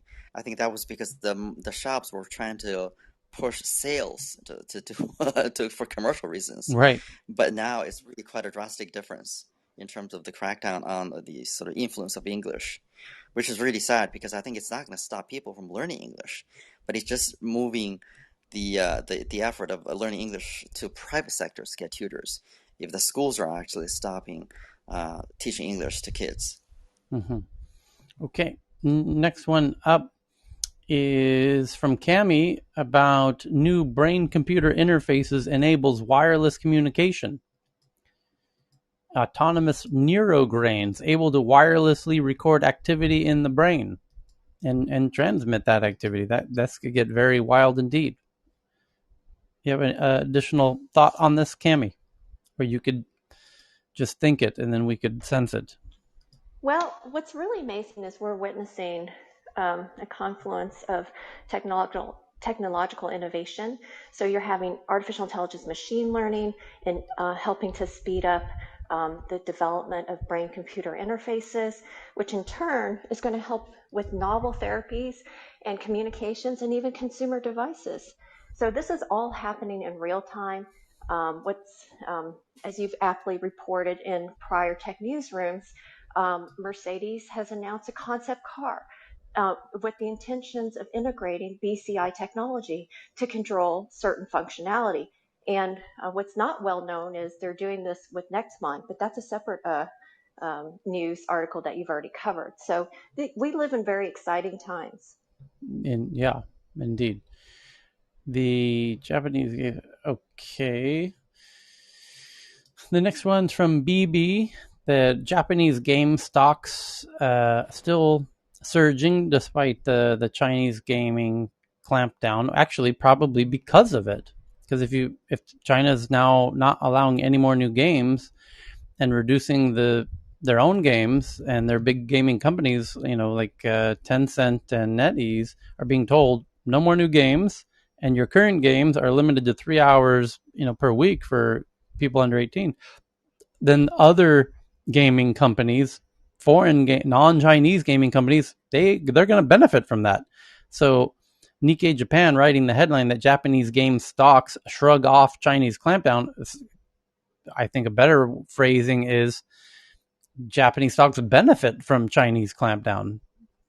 And they have the Tokyo Game Show coming up out in Chiba, which I was happy to attend one year with Veronica Belmont. We actually flew to Japan just to attend the Tokyo Game Show, and it was a lot of fun. So the next big headline is from Renjinth from Bloomberg that Microsoft teams up with the SoftBank-backed hotel chain called OYO, on AI-driven hotel tech, and developing AI models to improve price predictions and efficiency. Hospitality startup OYO entered a multi-year alliance with Microsoft to develop new travel technologies enabled by Microsoft's Azure cloud infrastructure and artificial intelligence. The work will focus on improving the digital capabilities of small and medium hotels as well as homestays, and Microsoft has made an investment in OYO. The two companies announced on Thursday. India headquartered OYO is backed by SoftBank, among others, and after Microsoft's $5 million investment carries a valuation of nearly $10 billion. Third in the country behind Paytm and Buju. It aims to grab a larger slice of the pandemic hit and speedily digitizing global hospitality industry. So, Hey, Tyler, I got a yes. new thing that just came across, and you're not going to actually find it in most places because it's kind of in a narrow area, but it definitely it involves Apple. Okay. So, just to give you and I tweeted it to Tech News, but just to provide a background on it. In the United States, certain states have legalized online poker, but you can only play it intrastate. You can't say that means within states. So within the state of New Jersey, someone in Bergen can play somebody in Tom's River, but you can't play somebody in across the state in New York. And they use geolocation, okay, to make sure that you're within the state. So now there's an article that just came out in a casino newsletter. I just got it right now. PokerStars cannot, which is PokerStars, one of the biggest poker things, even internationally in Europe and everything. PokerStars cannot geolocate players with the new Macs. So basically, they're saying the new Macs that use these M1 chips. The company that they use called GeoComply to figure out where people are. They can't figure out the geolocation if you're using the stuff with the new M1 chips, like the 13-inch Mac Pro, MacBook Air, the 24-inch iMac, and they list all of the different Macs that are that for some reason. And I don't think it's an Apple problem. I think it's a problem with the vendor. But apparently they can't. That vendor can't handle the M1 chip right now, and they say it's going to take a while for them to figure it out. Okay. So Ken, I'm sorry, what's the upshot then? Does that mean that it is the law apply require the vendors to ascertain clearly the geolocation of the users, There's or if another they just vendor. make an effort? It's PokerStars, so it's the vendor would be, if you want to call PokerStars the vendor, the casino, the online casino. In this case, it would be PokerStars. They were using an outside vendor, which is called GeoComply, to figure out whether are you really in New Jersey, are you really in Pennsylvania, okay? And so that vendor apparently. Their technology for some reason is not being able to do the geolocation with certain types of Apple computers using this new M1 chip, or which, even though I think the M1 chip has been out for a little bit already, right? It's been out since what, November, but it's just apparently become a problem. Does that answer the question? That means that they cannot offer the game anymore But because of they can't lacking the offer the revenue. game because they can't prove that Okay. you're right, so you can't play. So you have to get rid of your Mac and get an old Mac, or an old Apple that works, or you'd have to get a PC. If you wanted to play poker on PokerStars in these states. Yes. Okay. So next one up is from Sundamini Kumar that Google to replenish 20% more water than it uses by 2030. Google consumed 3.4 billion gallons of water in 2019, its most recent disclosure, and Google uses water to cool its data centers and computers. And why not recycle that water? But I love the idea that they're replenishing 20% more water. But what this does point out, does it not? Because these tech companies were some of the first to try and get to zero emissions, and now that some of them are reaching zero emissions, and that's great, but it turns out that perhaps even more urgent than reducing the amount of carbon you put in the atmosphere. Don't get me wrong, that's fantastic that you're going to stop putting carbon in the atmosphere. God knows that's great. But even more urgent than that is not consuming a lot of water. And because water is going to become a real critical issue, as it already is for Californians and other people in the world, more critical today for some people in some locations than the CO2 in the atmosphere. So that's why it's interesting to see tech company like Google now trying to be water net zero. And I imagine the others will have to do the same. Water is going to continue to be a huge, huge, huge issue. And as I continue to rant and rave endlessly on that, Bill Maher, who did a fantastic piece on the water scarcity problem in his TV show recently, and most people in America know who Bill Maher is. He's a political comedian who has lately become very aware of the water issue. Jennifer? I have something. So one of the biggest. Oh, sorry, it's Jennifer. No, I thought I heard Jennifer, but that might have been you. Go ahead, Alexandra. I think it was me. I'm sorry. I didn't mean to interrupt you. I thought that you had finished, but you were not. So one of the big needs that I don't know that is being focused on so much, but one of the biggest drains on water are some particular agriculture crops like cotton. Cotton's a huge drain, and you can see, I think it's like the Aral Sea has been mostly evaporated on one side because all that water has been put to the leader of is it Kazakhstan? I'm not really sure who's on that border, but the leader has a bunch of cotton fields, and they are one of the most water using crops that exist. So one of the things that's going to happen is a lot of innovation in synthetic fabrics that feel natural. Yeah. So I know bamboo has been coming in a lot, but yeah. So this is one of the biggest issues is while they're saying, restrict the rights and it's not really all crops are not equal, so we have to reevaluate which crops are the big drains and how to reconfigure what most people are using and sowing, and so that they can actually better regulate the different things. And the other thing is that, we're going to have to come up with something that's cotton is going to be way more expensive. It should be, right? And because it's also very labor intensive, it's also predominantly still made with slave labor. So that's not great. But I think that this is one of the early use cases that they originally thought about with blockchain was sourcing ethical fabrics. But I think it's also going to be getting more synthetics in. I totally agree. And I'm just curious, why? Yeah, Sorry. go ahead. No, go ahead, Ben. Why would the servers consume water? I thought isn't it for cooling the servers Cooling, that the yes. water water would be recirculated? Yes, Why right. Yeah. is there evaporation going? No, some, but you're right. They must be recycled. They're doing it in the cheapest and least efficient way. And the thing is that exponential methodologies can be applied to uses of water and also ways of doing ambient water harvesting. So it's a matter of time until we crack this, but we will. Actually, it is that the energy to actually cool down the heated water is so expensive. If we look in Sweden, for example, both Facebook, Google, and a couple of others have built huge sites up in the north of Sweden. Of course, we have these streams, or älvar, which is the Swedish name for them, really, really big rivers.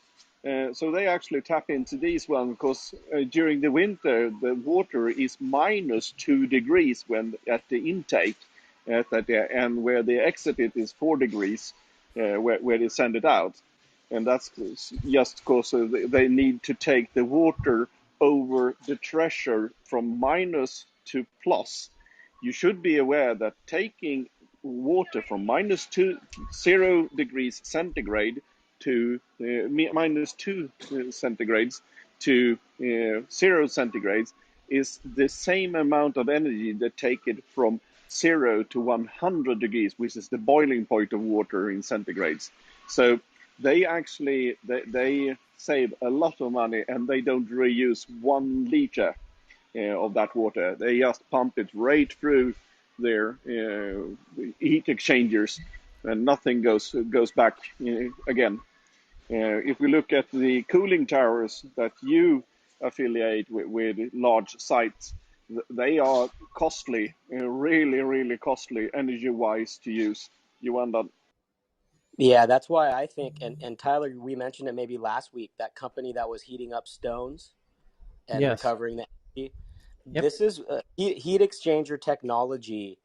If we increase heat exchanger technology, and I'm pulling a number out of my butt, 10 to 15%, the impact on the planet would be humongous. It's this waste heat that we are always trying to deal with. Like the most efficient uh, combustion motors are right around 30% efficiency. And so 70% comes out as heat. If you can capture that work and then recover a ton of that waste heat through heat exchangers, that would also propel us further into this exponential era, as I think we're about to coin it right now. And Chris, by That's by the way, this is 1800s technology. The same thing Yeah. is known as a recuperator. And Stirling engines, if anybody knows about these really efficient types of engines, they use something that's a related concept. They just call it a regenerator. yeah. Chris, I've what do you also think cooked about that? meal. I'm sorry. I've also cooked meals on my engine, like steaks, if I drive long distance. That works well. There The is underwater actually data center that Microsoft was building and trialed. Do you think that would work out, having an underwater, under the ocean data center? that actually they have been running for 5 years, and they just pulled it up the other week here, and it was still airtight, but they needed to upgrade the hardware because in 5 years a lot happens regarding server hardware. So it was not up to par with the current requirement for Azure, because that was actually an Azure node. If you knew which server to use, you could actually run uh, things on these ones just for fun. They were not the sharpest knives in the box, but it was fun to say that we have at least tried it. It works underwater as well. Again, coming back to I don't remember who was said this with the Stirling engine. There is actually an hybrid car in the making in Europe, northern part of Europe, here in Sweden, actually, where they use the Stirling engine to drive an alternator to charge the batteries uh, during the process as well. So they have the engine pulling a generator, and the excess heat goes into a small Stirling engine of only 2.5 horsepower that also drives an alternator. So yeah, we're coming there. Johan. Okay. Next The headline. ultimate the ultimate heat exchanger is from the light side of the moon to the dark side of the moon. And servers in space are going to be a real thing, whether it's conventional computation or quantum computation, especially because space is nice and cold, and most quantum computers like it nice and cold. Oh, Absolutely. And I the last no time no we no. had this, Uh, yeah, last time we had this discussion, that the problem that was posed is the perturbation of the data integrity as it passes back through the Earth's atmosphere. Yeah, but the thing is, this is a misconception that the space is very cold. Actually, one of the biggest problems they have on the space station today is to get rid of excess heat. They have more radiators to radiate away heat from the station than they have solar panels. A good example, in the beginning of the movie Avatar, you actually have a correct illustration of how much excess heat the spaceship that just had made this faster than light speed need to radiate. Because if you look at the film, the movie, you see that they can't leave the ship for 3 days, and the ship is white glowing hot in the middle, and that's the heat radiators from the engines. And these are down to specs for how much power they need to radiate after such a huge amount of fictive power. But anyway, the math behind this actually checks out. And so getting rid of heat in the space, the thing is that you don't have any media. You don't You need have a it. you need a black body to receive it. That's the Well, biggest difference. that's why the dark side of the moon is appealing. Well, Yeah, that's one way of doing it. The other is just you have a large enough surface area that radiates as a black body, and they're going to be more facile ways of doing that as nanomaterials become easier to deploy at scale. yeah. Just that the people think that it's cold there. Yeah, but it's hard to get rid of it. So you don't have any media to do. You can't. Even if the air is bad at transmitting heat, it still does it. Where if there is no air, you need to radiate in frequencies that you can use. In fact, your Sorry for thermos hogging the room. in fact your thermos works because there's a vacuum between the bottle and the wall. So Johan's dead on. Well, but your thermos is silvered, and that's the opposite of a black body, right? So yes, I mean this is an issue, but it's a soluble issue. Okay. Next headline is from Evan via the Daily Mail in the UK. Trump says that Facebook's Mark Zuckerberg, quote unquote, used to come to the White House to kiss my ass, and claims Twitter was a failed operation before he joined, as he slams social networks which banned him. Might be the first time I agree with Trump. The former president of the United States made a crass claim as he spoke about his social media ban in an interview with Greg Gutfeld on Fox News Thursday night. Mark Zuckerberg used to come to the White House to kiss my ass. And then separately, Trump also claims that Twitter was a failed operation before he joined, and he slams social media networks that have banned him. So the next one up is from Saudamini Kumar via gov.uk. Tyler, before you move on, do you think if Trump stands for election, they're going to have to reinstate him?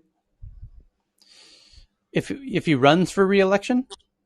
Yeah, if he stands for a presidential election, because if you stop him from social media, aren't you compromising?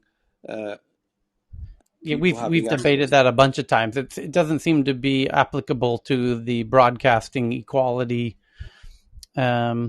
regulation. You know, that was kind of a bygone era of public utilities. So it's, but the better question is what happened if Trump wins in the next election?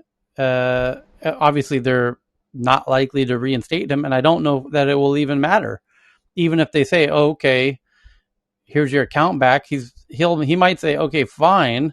But if I think he'll not only would he need to win, he would also need the Senate and the House to have a Republican majority. But if those three, and by the way, if he does win, those other two things are actually very statistically likely to happen. And if that does happen, and there's a 50%-ish chance that it will, Facebook and Twitter might disappear as companies. I hesitate to think what kind of things Trump could cook up, like some kind of executive order that would make it. You know what he would do? I think I now know what he would do, which is what India did to Twitter, which is India removed, when Twitter wasn't complying with Modi's new IT regulations, they removed Twitter's, protections. And so that they're liable for everything that gets said on their platform. I believe Trump would do the same to Twitter and Facebook. Well, Trump couldn't repeal Section 230 by himself. I don't think you would have to repeal Section 230. He could just say he could in some way make them responsible for everything on their platforms without touching Section 230. Yeah, and by the way, Tyler, realistically, the Republicans, just because of midterm elections and the way that typically they go, they're likely to get control of both houses of Congress in 2022, Right. even next year, even before the presidential Right. election, because that's what happens in U.S. midterms. Right. The party out of power with the White House Yep. usually picks I'm seats. familiar with the historical data, like the baseball No, data. no, Yep. I know you are, but like we have so many non-Americans on this Yes. call. Okay, yes. Yeah, that's what Ken's just pointing out, that mathematically, historically, looking at the historical data, it's likely that the Republicans are going to get the control of the House and the Senate, even in these midterm elections next year, even before Trump comes back. So this really, the bigger issue is, if Trump wins, then it's very likely that Facebook and Twitter are going to have some real hell to pay. How he'll cook that up with his friends in the House and the Senate is not entirely clear, but I imagine he'll go out of his way to make sure they have hell to pay. So So I thought there was a Facebook has a board, like a yes, quasi-judicial board deciding the yes, standards. Does Twitter have something similar to that regarding removal and reinstate of its users? not identical in that sense. I don't believe that they do. So it's just a matter of Jack Dorsey, whatever, deciding Trump should be back or not. There's got to be some sort of Oh yeah, procedure, who decide? Oh, describing. no. Who decides who's banned or not is I forget her name, the Indian lady at Twitter, the kind of trust and safety commissioner of Twitter. So I believe it's an individual. I'm sure they'll do it as a group decision, no doubt. I mean, she wouldn't make that decision on her own whether or not to have Trump back or not. But I don't think it's done in a structured format like Facebook has. To your point. So the next one is from Saudamini Kumar from gov.uk, and it says that the UK government launches a new data reform to boost innovation, economic growth, and protect the public. Information Commissioner's Office to be reformed to help drive economic growth and innovation and strengthen public trust in use of data. Four bullet points here. Number one, plans include tougher penalties for nuisance calls and text messages. Oh, lovely. Who doesn't love that? The next one is the number two. Government wants new data regime based on common sense, not box ticking, to cement UK's position as a science and tech superpower. Number three, consultation launched today will also examine what more can be done to mitigate algorithmic bias. And lastly, number four, world-leading experts appointed to the Center of Data Ethics and Innovations Advisory Board to drive trustworthy innovation. Yep, makes sense, as they should. Because now they used to be part of the EU's rules and regulations around data with GDPR and whatnot. Now they're kind of independent and they got to come up with their own kind of scheme of things. So it makes sense. The next one from Variety, from Neda, who joins us in the audience.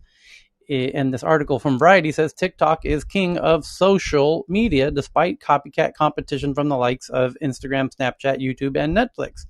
And it's a chart that you can see about the total global downloads of all of the big social media companies, kind of side by side in a really nice clear graph of the number of downloads in May, June, and July of this year, side by side. And now you can see visually TikTok is kicking everybody's ass in the number of downloads for May, June, and July, where they had 80 million downloads in May compared to Instagram's 50, compared to Facebook's 55, and Snapchat's 25, and YouTube's 15, and Twitter and Pinterest's 15, and LinkedIn and Reddit's and Clubhouse's 5. So you can see them all side by side and get a real clear graphical sense in the tweet. I just swatted on Twitter at TNATW. So thank you for that, Nita. And then Gareth sends in this one from DJ Mag. The headline reads, nightclubs to use dancers' body heat to power venue. Why didn't I think of that?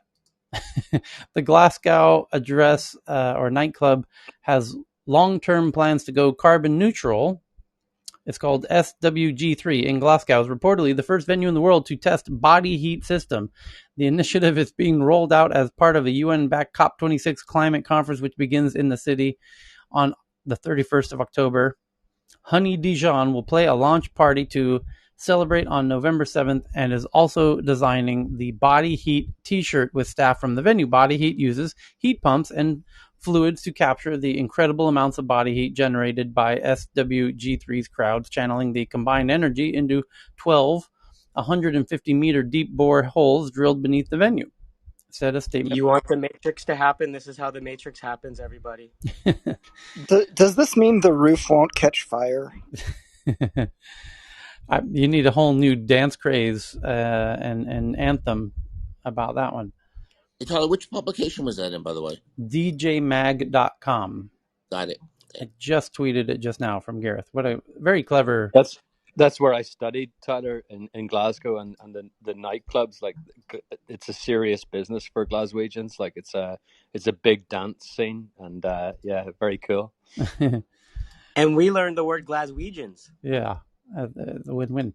So the next article's from Cheryl from Nikkei Japan, that South Korean facial ID company seizes chance in a non-touch world called Suprema, and the CEO of Suprema aims to capitalize on changing trends in bio-authentication industry. The coronavirus pandemic is reshaping the $36 billion global biometric authentication industry, and one South Korean company seeking to capitalize on the world's new aversion to touch by authenticating yourself with your face. Makes sense. The next one's from Evan from France 24. And Evan, help me with this headline here. It says, Art, Terror, and Erections show VR potential at a Venice convention or festival. I don't have the article. It's all about the Venice Film Festival. Yeah. And I think VR made a big splash, but I don't have the article in front of me. Yes. And it says, the VR is immersive theater meeting technology. It has extreme potential. It goes beyond the wildest imagination of what people can experience spatially and artistically. And not every project suits VR. You need to find the right experience. One of the most daring at Venice Film Festival was called In the Mist, which skirts a delicate line between art and porn. Given that its 15-minute running time is almost entirely filled with naked men filleting and penetrating each other in a sauna, some might feel the line is crossed. The Venice VR co-curator insisted it should be seen as naked contemporary dance that transcends sexuality, though he added that the porn industry was the only sector to turn a profit with VR for now. VR competitions have become a regular feature of film festivals around the world, from Sundance to Cannes, but many remain unaware of how quickly the medium is evolving. The tech is reaching the point where the makers are no longer fascinated by the tech, where it can call itself a full-fledged art form. Yeah, and now make sure this VR porn doesn't get out of hand. Now I know why the headline says Art, Terror, and Erections show VR potential at the Venice Film Festival. Okay, so the next one's from Dr. Fran from PC Mag, that Tinder launches a new feature, a new in-app social network that they call Explore, and Explore intends to present potential matches for every mood and activity. And I wonder what kind of mood Tinder users are in, and what kind of activities they might have an interest in. So see the last article. Yeah, refer to last article for ideas on that one. But interesting idea that you can now match based on a mood and an activity, like watching Netflix together, for example. So, hey, Tyler, yes. if I could just interject something that may be of interest, because we talk about it so often. This just came across Deadline. It's really not exactly tech, but it's kind of a big thing because it's Marvel movies. The Chinese government is likely, apparently, to not allow the new movie Shang-Chi and the Legend of the Ten Rings, even though it has a Chinese-Canadian actor starring in it, because of comments that he made in 2017 to the Canadian broadcast company that he referenced his parents telling him of conditions under communist rule and referring to China as a third world country where people were dying of starvation. So the Chinese government, your friend, the Chairman Xi, might not allow the film to be released in China. Yeah, and I think that guy just may have preemptively ended his career in Hollywood by saying saying that because No, I mean the film's doing really well. This is like the best Labor Day release because usually films are not released on Labor yeah, but Day. hear me I out. think this is Hear me out yeah. because Marvel clearly was hoping this would be a blockbuster in China as well. And now it likely won't be. And so if you in Hollywood today, he had a golden opportunity being a Asian Marvel superhero. He could I have mean, they called me. They called me, but they heard me on Clubhouse 1 minute, and they're like, "You're done." yeah. So I being an Asian, there was a huge demand for Asian, um, more Asians in Hollywood across the Yeah, board. but they can't blame. This was 2017. He didn't know he's going to be starring in this. He wasn't, Oh, I see. so they unearthed it. And by the way, Marvel has a second Chinese problem, because Chloe Zhao, if I'm pronouncing her name wrong, right, she's going to be in the Eternals, and apparently the Chinese government has issues with her too. For other things that she said, and she's actually Chinese. She was Chinese born. Yeah. So I mean, so He Marvel's got a bunch of issues there. But actually, I think Simi Liu, who is the star of the Shang-Chi, his biggest problem is not criticizing China in 2017, is that he made a comment about Disney chairman Bob Chapek, which really took him out of context on something he said on a conference call, because I was on the conference call, that I'm sure that they're not particularly thrilled with that comment. Mm. I actually heard like before it came out, like it was about a month ago, there was an article about Shang-Chi that was the two main criticisms that the Chinese people, not the government, had with it is, first, they didn't think the lead was handsome enough. They think that they make handsome actors in every other ethnicity, but the Chinese actor wasn't handsome enough. They wanted a specific other person who has a more fine bone structure. I don't know what this whole issue is, but for them aesthetically, he wasn't pleasing. And then the other issue was I guess, the prevalence of all the Chinese characters, all knowing martial arts and stuff like that. It was based on this, I guess it was the Ming Fu character, and they didn't like that characterization. But to be fair, like, it is about martial artists and fighting. So I don't know how fair that is. But I Well, hadn't heard. This must be relatively recent. This the tweet thing, because but they were already, they disliked him already. They were against this movie already. So I don't know. but just to echo on Alexandra's point, what I've heard was that number one, there was the one of the characters is, I think his name is, I didn't see the movie by the way, Fu Manchu, which was actually the character that was used a long time ago by Hollywood in a very derogative way to Asians. That was the problem with that.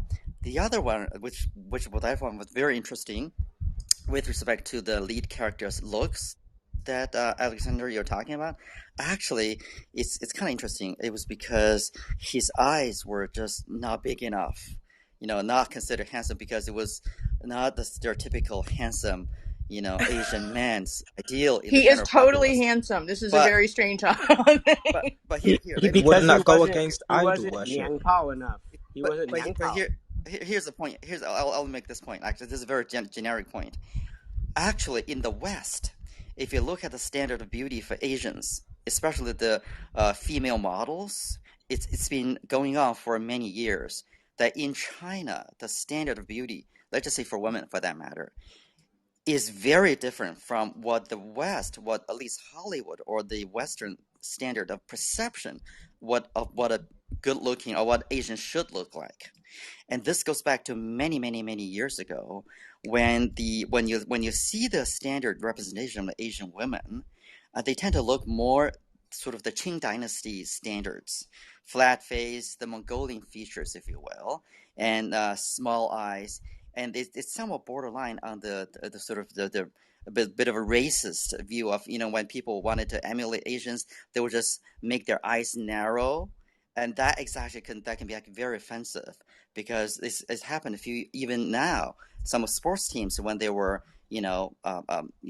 showing up as in a picture to celebrate, to refer some Asian aspect of the game, or it was happening in Japan or China, whatever, they'll just use their fingers to narrow their eyes, sort of slanted eye image, and that has been a sort of juxtaposed with the standard of beauty in the West, perceiving Asians or Chinese women versus, well, in China, perceiving what's a good looking Chinese woman would be. So that's I just bring this point because it's What's not the very mentioned or in. what's the standard for Chinese? What is it? What is it For there? What is?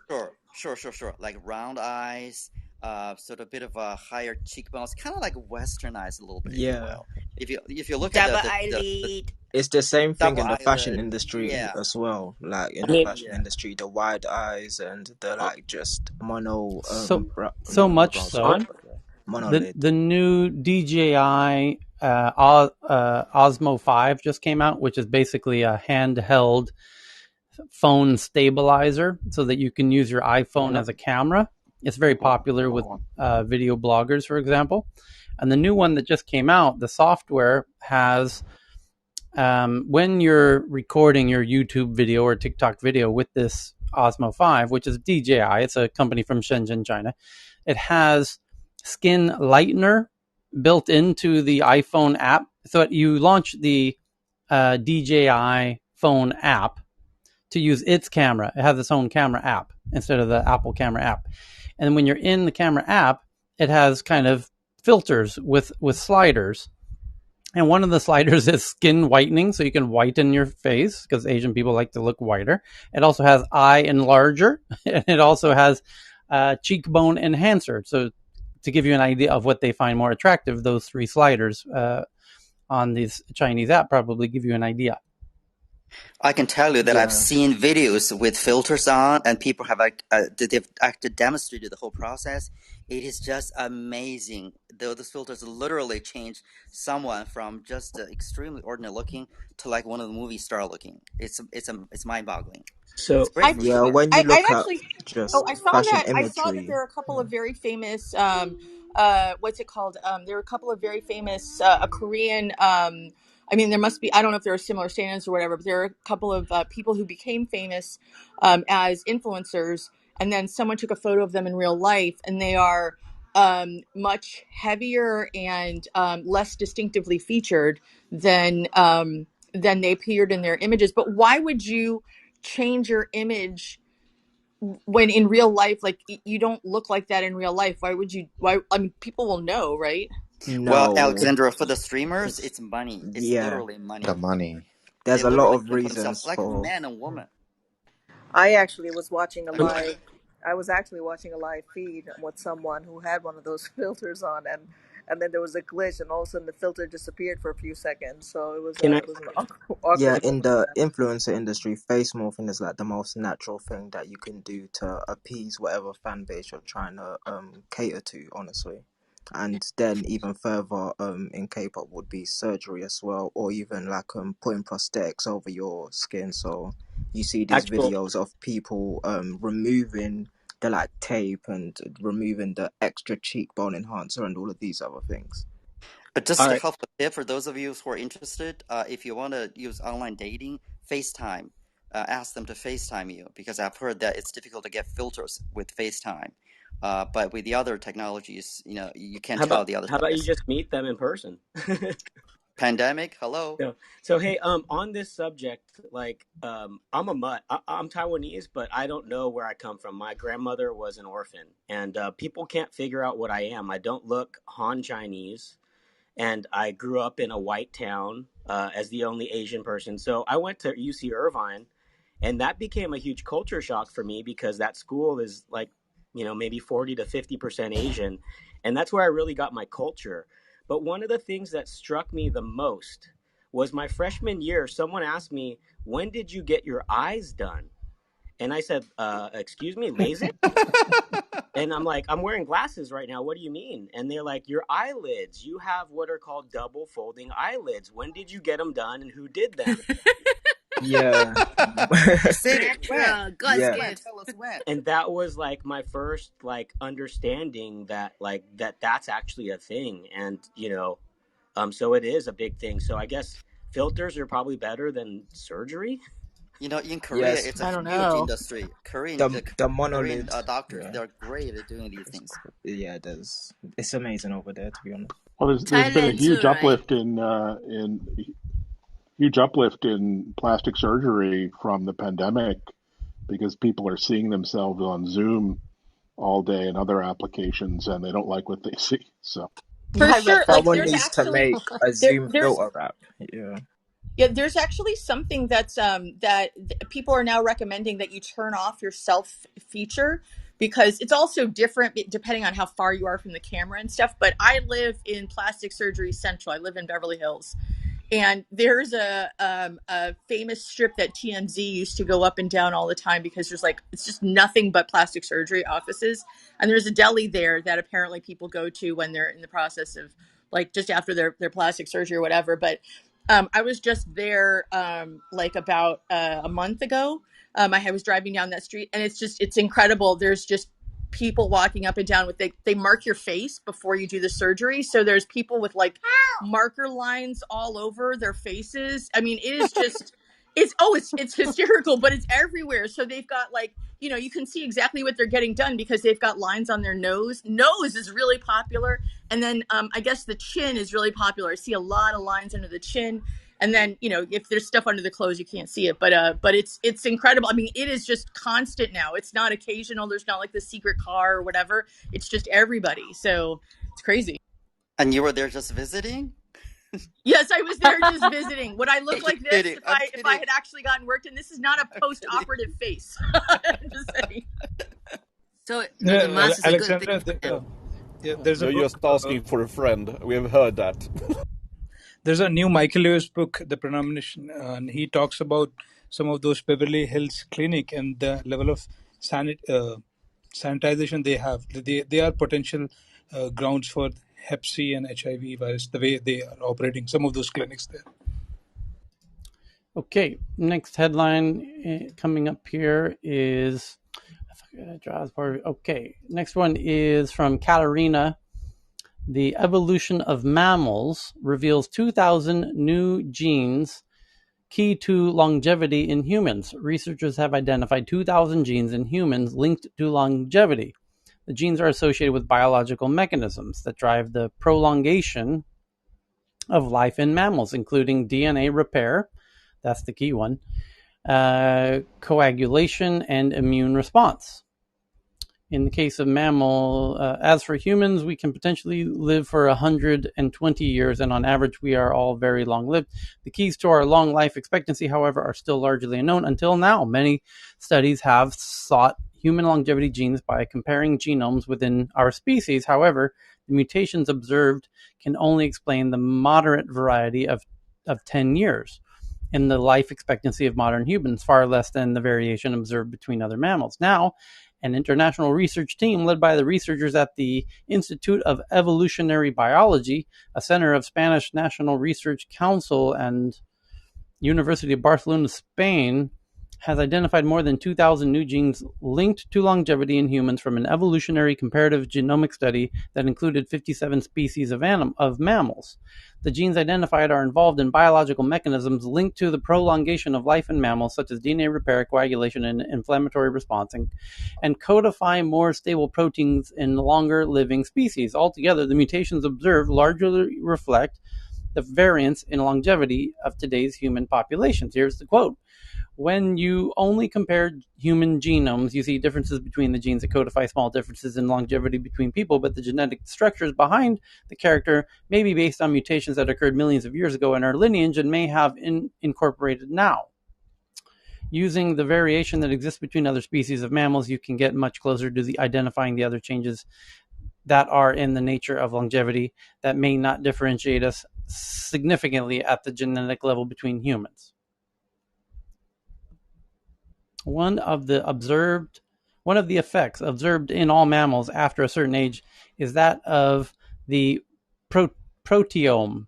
All of the proteins expressed by the genome is destabilized for reasons not yet well understood. Over time, proteins become unstable, and this contributes to general physiological decline. The proteins that destabilize in each species, however, do so at very different ages. As a result of this study, the research team has discovered that the proteins that contain amino acid changes in longer-lived organisms are significantly more stable than the proteins of shorter-lived organisms. Here's the quote: "We believe that a protein is more stable when it continues to perform its function longer within the cell without degradation. With our approach, we have seen that this genetic stabilization of the proteome is fundamentally found in genes we have identified as being related to age and longevity." So just tweeted that one out. So hopefully this will help us crack the code on longevity. And also,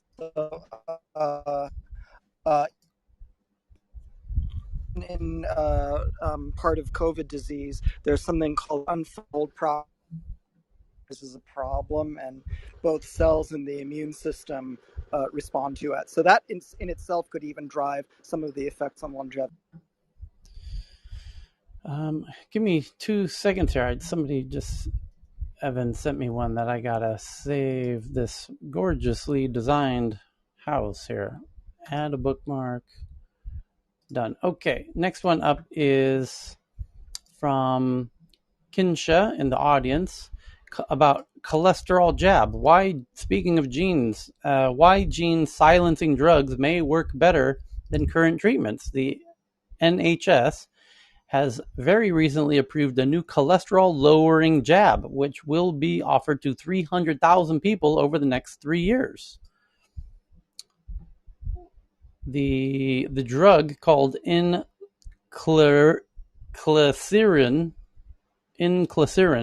will be administered twice a year as an injection. It will mainly be prescribed to patients who suffer with a genetic condition that leads to high cholesterol, those who have already suffered a heart attack or stroke, or those who haven't responded well to other cholesterol-lowering drugs, such as statins. So, Tyler, this is PCSK9. Amgen and others have done it. It's an anti-PCSK9. Yep. It's for people who don't respond to statins. Right. And it's been around for a while. But NICE has now approved it for it to be used in the UK, because we always take a longer than everywhere else to make sure that we're doing the right science. Science leads everything. Sorry, I'm doing a small victory lap because my wife works on that product. So nice. So Tyler, while we're on biomedicine, I don't know if you saw the thing that I tweeted at you on the vaccines from UCSD based on plant viruses and bacterial viruses. Do you want me to go over that? Go ahead. One? So go Tritons. UCSD researchers are developing trivalent, in other words, it gets multiple variants, vaccines for COVID based on 2 different systems. One is cowpea mosaic virus, which is really easy to grow in plants, and another one is it's a bacteriophage called Q beta. And I've actually read a lot about different protein display systems in both of those phages, as well as related phages. It's a really solid technology. There are lots of vaccines being developed for low resource settings based on those platforms. Go Tritons. Hey, you and me and John, I think, are 3 UCSDers here on stage. So the next one up is from we covered the cholesterol jab, and then Dr. Fran sends in this one from MSN that data scientists are in high demand in Hollywood, say top headhunters. The hottest, most crucial new role in Hollywood center on digital processes, innovation, and data. Gee, I wonder if they're trying to get into this age of the exponential age. Data scientist is in demand everywhere and very highly paid, even for fresh graduates. Say top media and entertainment headhunters. Hollywood companies are hiring data scientists and execs as analysts guide streamers, tech distribution, and even storytelling. Oh, they want to use data science for crafting scripts to optimize the narratives in their stories. That's quite an interesting idea. Filling data scientist roles accounts for over 75% of one recruiting firm's work across all sectors. Chief innovation officers, chief digital officers, heads of cybersecurity are also in high demand. Hollywood companies are hiring data scientists and execs focused on digital process and innovation. This is quite interesting, the kind of art and the science, Tanner, because the science behind it, getting deep into Python or blah, blah, blah, but then the art to it, the storytelling over it, the insights, the being able to craft it. I think, when you get those two together, with data, then it's a deadly combination. So I suppose the so what is just, I think a lot of people perceive that, data, AI, analytics is just, you got to have done a maths degree, but I think this story kind of helps to open it up to be more accessible. Yeah, there's a startup, Dave, which does this auto scripting. They have their movies as well on YouTube. So what they do is they use NLP and GPT-2 to basically come up with new ideas. You can imagine a black box. You put in tens of Indian movie scripts and tens of Chinese movie scripts, and you do appropriate parameter tuning based on, of course, labeled on what sort of scenes people have actually rated pretty high. They were excited or they were crying, and you can tune those parameters to come up with an altogether new script, which people would have never thought. So that's fairly the line of thinking people already doing. I just recently watched a YouTube content creator who has a lot of very popular videos, and they were coming up with new ideas for videos. So they had a friend who has access to GPT-3, and they fed in all of the titles of the most popular YouTube videos and asked GPT-3 for future YouTube video titles that they should produce. And it said, here's all the titles that you could produce. And they were really fantastically brilliant suggestions, most of them. That's neat. Yeah. Really neat use case there. Yeah. Huh? So the next article up, Professor Ossoff, speaking of jabs, sends in this one from the New York Times that unvaccinated Americans are X. Here we go. Do you hear that sound? Can you hear that sound? I hear a sound. According to the New York Times, unvaccinated Americans are X number of times more likely to die of COVID, according to the CDC. 11. Oh, everybody saw this article, I guess. I guess 100. This was a viral article, no pun intended. Yes, the answer is 11. Sorry, that was a good pun, though, Tyler. We talked about it earlier. Okay.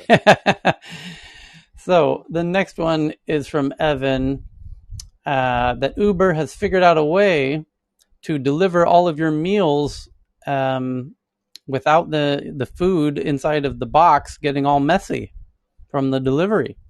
It's a self-balancing, what do they call that principle on boats?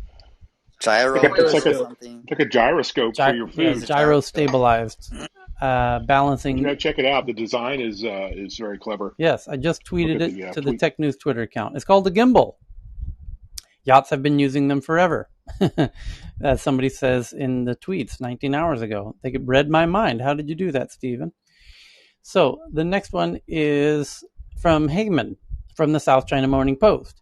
That September 11, not this one, but the one where the Twin Towers fell, changed aviation forever, as every American knows. But the headline says, will COVID do the same, essentially?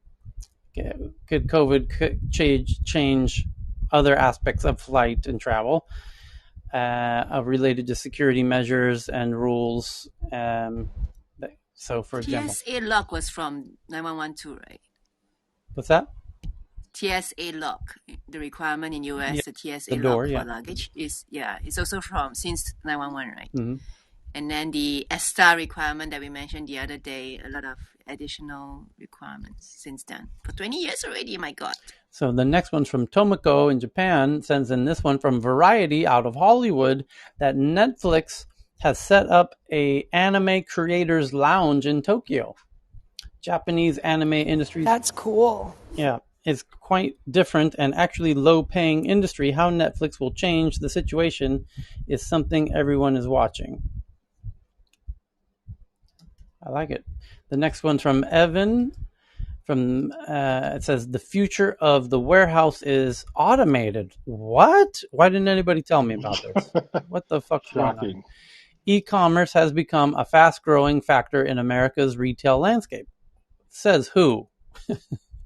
And thus, so have the warehouses where goods are fulfilled, and the future of warehouses is automated, which I've been screaming like a banshee, I don't know, since Tech News Around the World ever began, back about 6 months ago. And if you have not heard me rant about how warehouses will be fully automated, welcome to Tech News Around the World, and welcome this journalist of this article. You're only 6 months late, and we're kind of laughing at that headline because we rant about that endlessly here. So the next one, also from Evan, about a new lamp that generates light for 45 days with half a liter of salt water. I want one. I want one. I want one. I'm bookmarking it now. I just tweeted it out. Sending it to my mom now for Christmas. Half a liter of salt water. I happen to have an ocean worth of salt water 10 meters from where I'm standing right now. So I can power this lamp. Gimme. This has huge implications for monitoring the oceans, because now we have a power supply to power the radios for all of these little floating beacons. I need to adding this to my buy list as soon as we get off of this show. Hold on here. I need to save this in my to-do list. You gotta love us a little bit old schoolers with a little bit of new tech, because we still remember the little clocks we would buy that were powered by like a potato or like a lemon, and we're like, how is that a battery? Yeah. Brookstone and pre-Brookstone, walking through the shopping malls and seeing those potato and lemon clocks, and yep. So the next one is from someone in the audience with the Twitter handle RCC from the Washington Post, that Facebook and Biden officials are poised for a clash as Facebook seeks approval for the new global payment system. Embattled Facebook is seeking to show that the project does not put the financial system at risk, but Biden officials remain concerned. I wonder why they're concerned about Facebook and important data and information. I mean, what is Facebook? Have you ever done a poll? Have you ever done a poll this stage on that, on whether or not they should be allowed to do it? Whether or not they should be allowed to, Americans will say, of course, they should be allowed to. The question is, would you use it? Would you trust your financial? Would you start transacting in Facebook coins, Zuck bucks? We haven't done a poll in a long time. We used to do polls every day. So flash your mics if you're on stage. If you would use Zuck bucks, if you would convert your money into Zuck bucks. Johan, No. Johan would. Why would you, Johan? Do you think you really have a choice, sir? Yes. You want to use it in the bathroom? Who's even using Facebook these days? Like, I haven't been on it in weeks and weeks. I think there's maybe somebody, there are some areas where it's the primary source of communication, but for the most part, like, I don't know anybody who uses it a lot who isn't maybe like, older. Like, it's definitely an older thing now, and uses them for like shopping stuff. Like, I know a billion people who do like they plug their MLMs on these sites or in general. Well, if you want the new Ray-Ban glasses, you need to have a Facebook discussions, account. and for that reason, I But Ray-Ban. I was going to say the reason I even flash my mic is, quite frankly, is I would trust whatever you call it, the digital currency or with a stable coin. I would trust stablecoin from Facebook before most of the other stable coins, because at least I know he has the dollars to back it up. But that doesn't matter about the money. He's not using his money. Most of these stable coins aren't using their own internal resources. What matters about stable coins is the method you use to stabilize. And there are zero stable coins that have any sort of longevity in them. They are 100% going to all break, but not if for the short term of DeFi use. They can be used in DeFi because the length of those transactions is sufficiently short that the likelihood of it breaking in general is 100%, but the likelihood of it breaking during that short period that you're using it is close to zero. Now, if it does break at the time that you happen to be using it, well, it sucks for you. But for the most part, people aren't really, facing that particular risk overall, like over the long stretch. They're not really facing that particular risk. But I absolutely do not trust Facebook at all. First of all, to understand that mechanism, do we know that he knows anybody that knows about financial, monetary, and fiscal policy? No. Does he ever care about that? No. Is he going to use his own resources to fund to fill that reserve? I would say absolutely not. There's no way he's, sacrificing his earth-sized pot of gold for his baby for, some stable coin. I don't think he No, cares but about that. Facebook's a $1 trillion market cap company. Can, can So I it's just safer Market than cap Tether. doesn't fund a stable coin. Yeah, I just want to say, I mean, we're focusing on Donna here.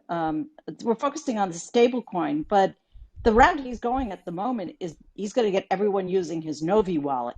You'll be putting your NFTs, you'll be putting all kinds of other things in there, and then slowly, he'll get approval, even if he has to go for a banking license to do his stable coin. And there'll be a regime in which you apply and do it. But in the meantime, you'll have the wallet. The wallet's going to give him as much information, if not more, that he wants about your transaction. And you'll get used to using that wallet. You'll be putting even your CBDC in it.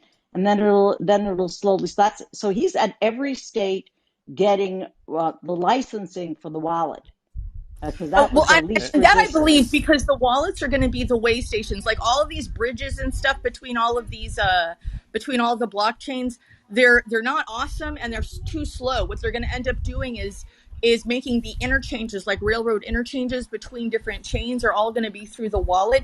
But why anybody would want a wallet that is a Facebook wallet where it's essentially a custodial wallet? He can take whatever he wants. They're going to have all the access to all the information in there. Like in crypto, we tend to be a very cynical lot.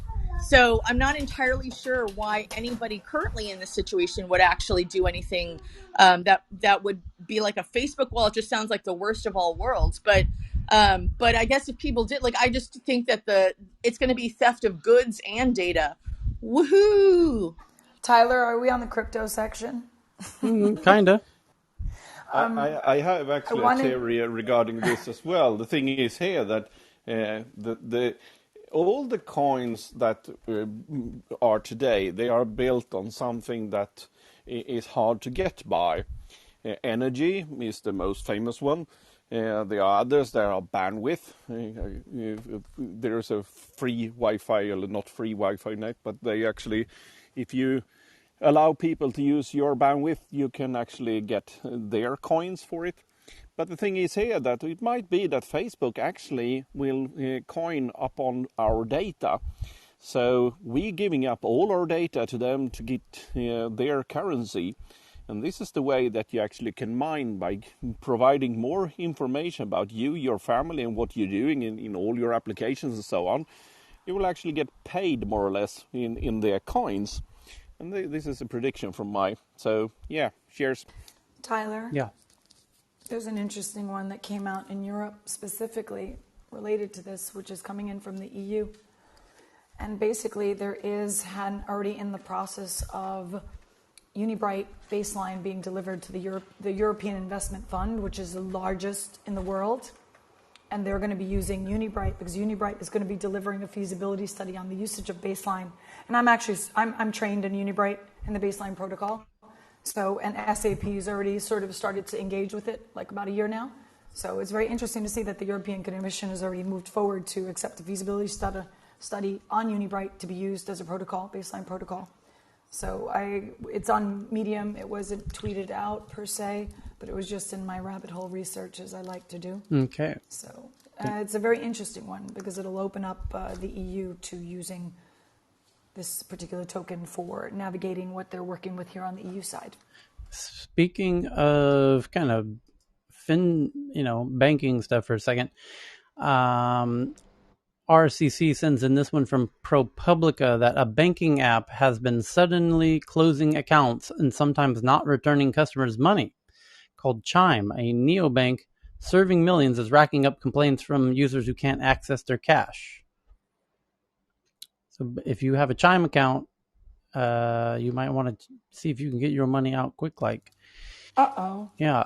And then Ken sent in one about Microsoft is rolling out new Teams features to deal with the hybrid work explosion from Yahoo Finance. And then, Tyler, yes. could we go back to the Chime for a moment? Yeah. Because I actually have something that has to do. I have a Chime account. Okay. But something's very interesting about what you just said about them shutting and not giving money back. Yeah. Because I think this layers in. Chime had a pay now. Chime had one of those things like Klarna. Buy now, pay later. Yeah, it had something as part of its app like that. What is the possibility that screwed them over? None. So, I don't think that would have. Because if people get Chime, a lot of students were getting Chime. Yeah. A lot of students and people that couldn't get a bank with like Citibank or Wells Fargo, it was so easy to open up a Chime account.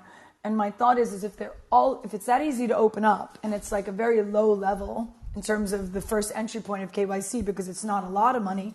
But my point is that we were saying earlier today that there was a lot of defaults on the the buy now, pay later. Yeah. And my whole connection is if Chime has an arm that's able to do that, and I know they kind of closed it up recently. Wow. So just kind of thinking that it's interconnected, but I could be wrong. It depends on if generally, like in Klarna's case, it's the merchant who's holding the money. So or the loss if they don't pay. So it's if the app is eating all of those losses, then yeah, they would be in deep shit. So, but Chime isn't actually a bank; it's Bancorp is Chime. Okay. And this is interesting actually. So it's Stride, as you talked about before, and Bancorp that are Chime, and Chime is just an app. That's it. So, but interestingly, it says that it's a member of the FDIC, which is crazy, right? How could it be a member of the FDIC if it is not a bank? You're not allowed to be. So there's a lot of stuff in there that doesn't quite make sense. But if it has crazy journalist, Alex, it's that crazy journalist. Yeah, I mean, if there's FDIC, that's right, man. If there's FDIC insurance on it, though, then anybody who can't get their money out, well, first of all, they wouldn't keep the money. Even if they didn't have it, they can get a loan and then get reimbursed by the FDIC. The FDIC is basically a reinsurer, not an insurer. So, but there's no reason why you wouldn't be able to get your money because it is, if it's FDIC covered below 250,000.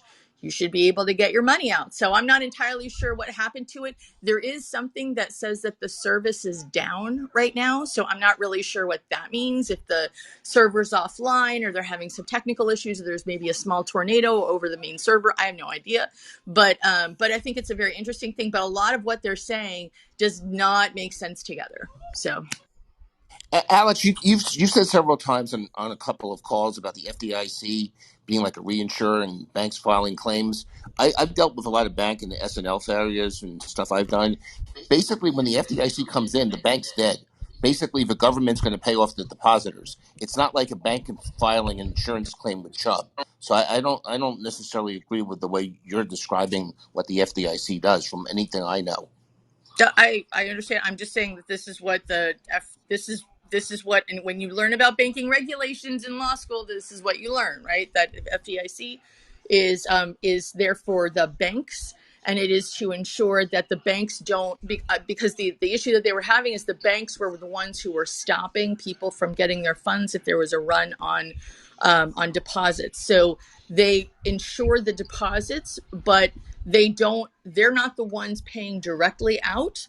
This is what you learn. They're basically paying the banks, so that they're not, the loss goes to the government, not to the banks. That's basically Right, the banks pay premiums into the FDIC, and then when there's too many bank failures, trust me, I've done a lot of this stuff, particularly with SNLs, which was really FISLIC. Same concept is basically they pay premiums into these funds, but if there's too many bank failures or there were too many SNL failures, the fund runs dry, and they don't want to raise the premiums to the remaining healthy banks and cripple them. So then Congress allocates more money to fund the FDIC or FISLIC, which they're not obligated to do, by the way, but the economy would have collapsed. But so Congress then kind of backstops it. But but it's not like there's the bank has a problem and there's a whatever a loss or this or whatever, and it's not like a catastrophic.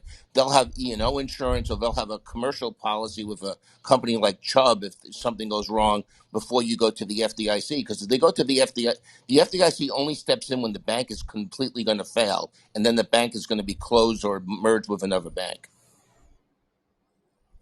Okay, next one. okay.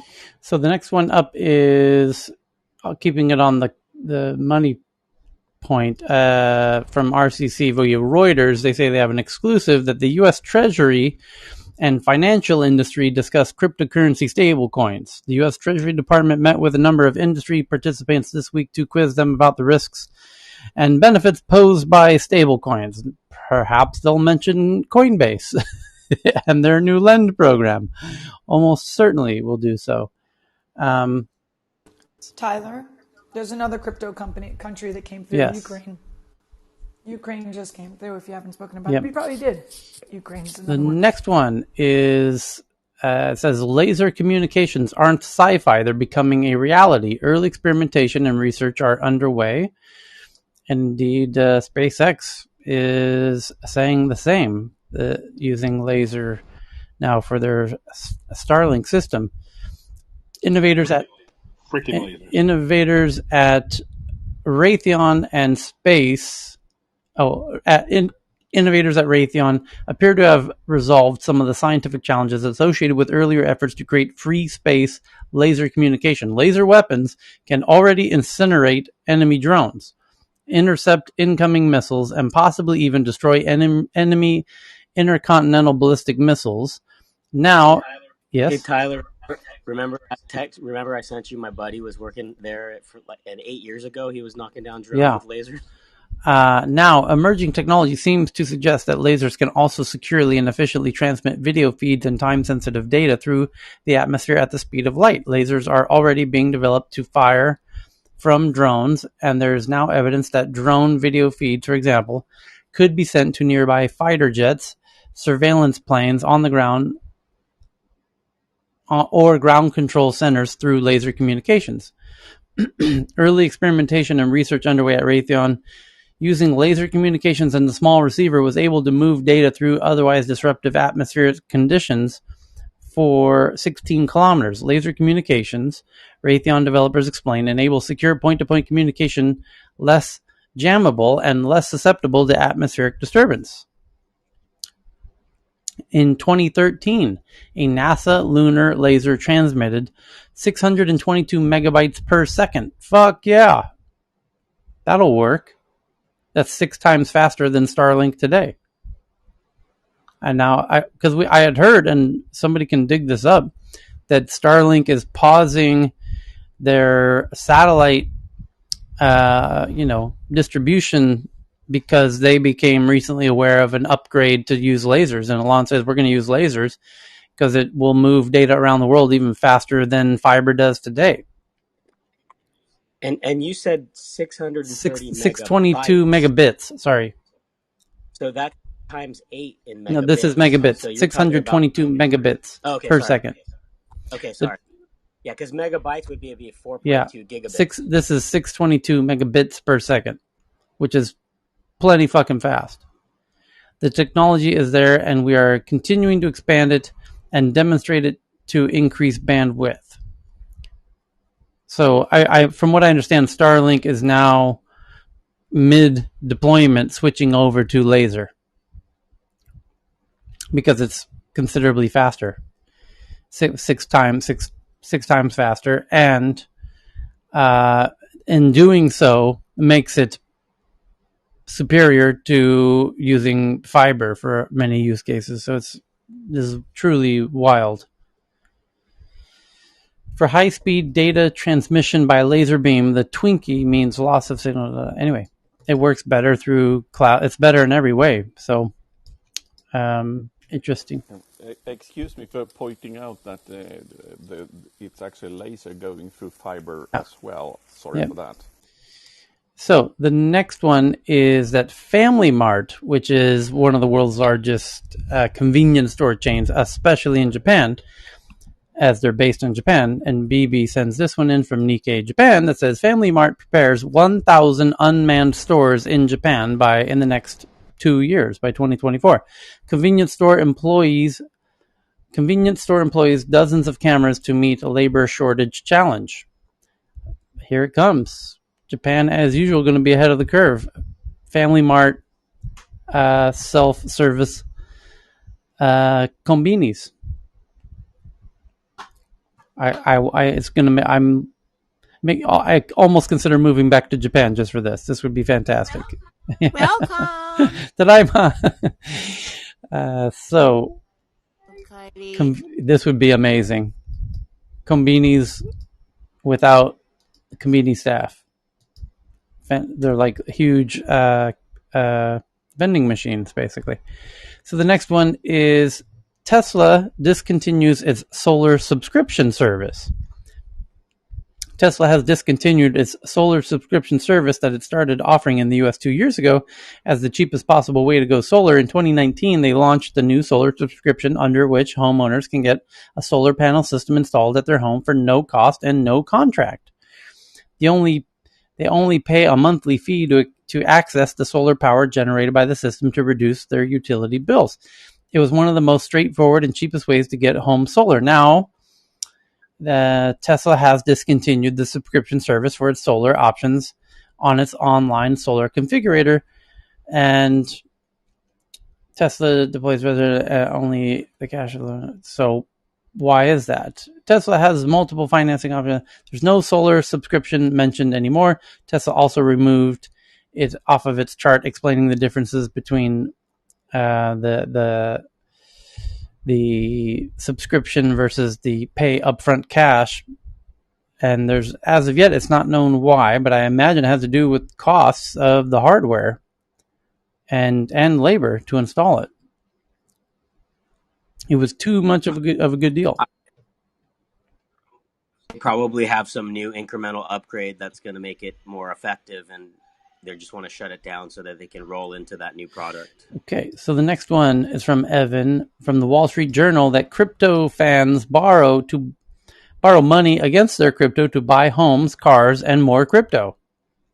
Upstart lenders are making it easier for people to take out loans backed by their cryptocurrency holdings. Regulators are watching and suing Coinbase for attempting to do the same. And that's one of the biggest stories of the week, was Coinbase wanted to do the same thing. And the SEC said, if you do, we will sue you. And so now we just read a headline. I'm confused because I did try this on Coinbase and just for fun to borrow against my Bitcoin. It allowed me to. So I don't know. Is this a new service, or because they've been doing this for some people? There's no bubble here. None. The next one's from Ken from the Wall Street Journal. The headline reads, Moneyball Analytics help fight wildfires. This year's blazes are testing firefighters are using advanced computer programs grounded in sports analytics to model how wildfires spread, but the algorithms sometimes can't keep up. Forest configurations in the West are so extreme and erratic that the best new weapons crews have computer models to predict how flames spread.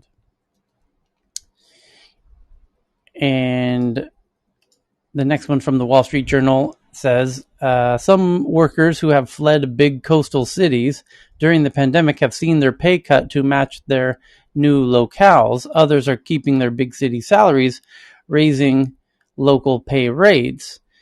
And the headline says, workers want to do their jobs from anywhere and keep their big city salaries. Oh, you think? Employers see remote work as an opportunity to save money by cutting pay. Yep. Workers argue that their work has the same value no matter where they do it. Nope. And you're competing in a different labor market. You move to Thailand, you move to Romania, good developers work for $500 a month. You're working for $5,000 a month. That's a 10x difference. So you, the employee, are going to lose this one. And let's make this really simple and really clear for you. Everything's going to go global, and the developing world's going to benefit. And we're going to have a global redistribution of wealth. So the next one is from Evan from Quartz, that millions of phones are offline in northern Nigeria because of telecom shutdowns due to abduction gangs. Millions of Nigerians can't make a phone call because of abduction gangs. Telecom services have been shut down in 2 Nigerian states where abductions have been rampant this year. And Jay sends in this one from The Verge, that Tinder will soon let you run a background check on a potential date, even with the limited info you have about your date.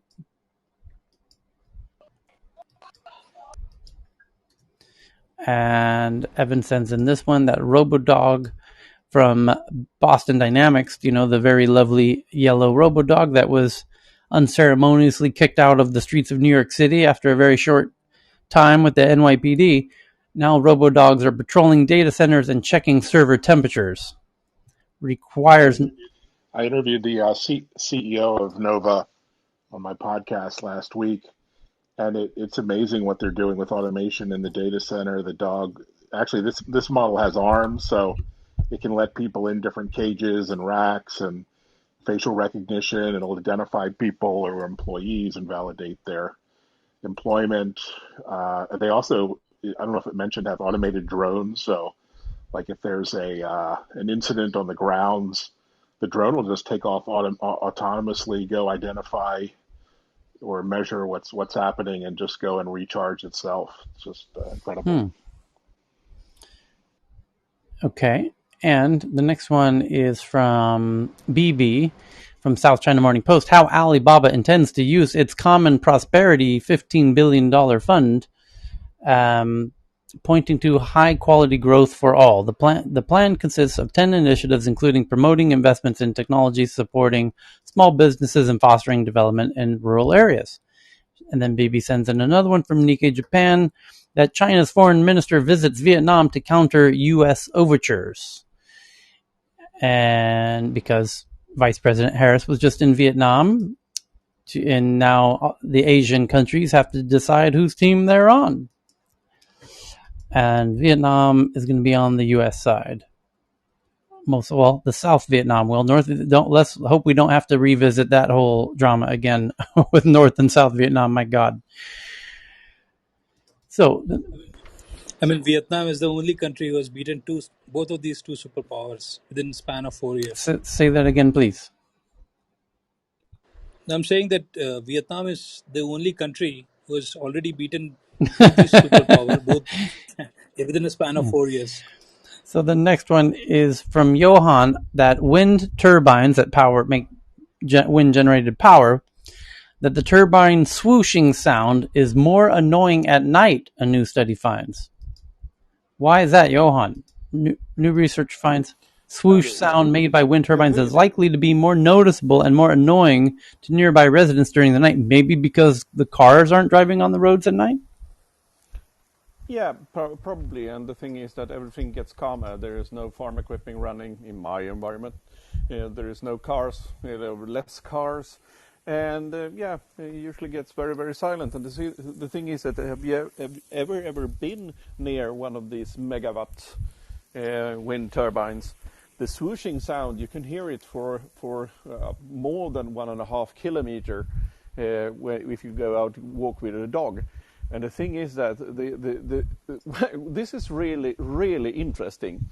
The thing is that we use the decibel scale to measure sound. And the thing is that what they have been using to actually measure the sound pressure from wind turbines based on the same equipment they use for facilitate sound in factories and stores and homes and so on. And these measuring equipment are made to handle fans and equipment that are in an office or in a home or a subway that passes under your building. It doesn't measure the infra, the very, very long wave, sub 200 hertz waves at all. All the equipment that you use to measure sound pressure in your office is made for measure above 200 hertz up to about 1500 hertz. That's the sector where they actually have the sound has the highest energy and makes the life in the office or in the home troublesome. But the infrasound, which is this swooshing, because these wings, they actually pace at 3 turns per second. So it's very, very low frequency. And so they don't measure it. They don't measure it at all, because all the standard equipment you use is limited to 200 to 1500 hertz. That's what they measure. So the infrasound is not, and the high frequency sounds is not part of it. But the high frequency sounds, you should be aware they dissipate very, very quickly over distance. But the infra, they goes for hundreds of meters or kilometers. So this is actually, and I did actually find that Swedish paper that they are talking about, but the thing was that I needed to pirate it, so I can't distribute it. I found it on a very suspicious site. Johan done. Okay. Next one up is from Kinsha, that blockchain-based platform for fractional property ownership launches in India called RealX. Blockchain-based platform allows Indian investors to buy and sell direct deeded co-ownership of holiday properties. And I got to bookmark that one. There we go. Next one up is from RCC, from Wall Street Journal. Everything must go. The American car dealership is for sale. A longtime fixture of American life is looking for a new model as more auto purchases move online and national chains gobble up neighborhood showrooms. Pioneered by Mr. Musk with Tesla, which the dealerships freaked the fuck out, tried to sue his ass out of existence. They managed to do so in a few states in the U.S., and making the whole showroom model illegal because it's vastly superior, and they knew it the second they saw it, and they said, oh shit, we're fucked, we are dinosaurs. And here it comes. Now the other car companies are realizing, might as well join them if you can't beat them. Some of the car companies are doing deals with their franchisees, and financial deals, helping them close, that don't want to make the transition to where the world's going. Yep. So the next one, the pandemic broke our outdated business models. The next one's from Dr. Fran via TechCrunch, that Microsoft acquires tutoring platform Take Lessons for an undisclosed amount, which happens to be a very dear friend of mine named Stephen Cox from my hometown of San Diego, and we chatted on Facebook yesterday. This happened, about this time yesterday. He announced it on his Facebook profile. And all of our friends congratulated Stephen. I couldn't be happier for him. He's a sweetheart of a guy, and he's been busting his ass on Take Lessons for about a decade. And now he's sold it to Microsoft. So a whole bunch of work finally paying off. Super, super stoked for him. Started out of just guitar lessons, but he smartly called it takelessons.com. But now it's being used for everything. Microsoft is buying it for, e-learning, basically, of all types of content that you could learn remotely, which he got very fortunate due to COVID, obviously. I'll ping him in at some point to join us here. He would love to join us, I'm sure.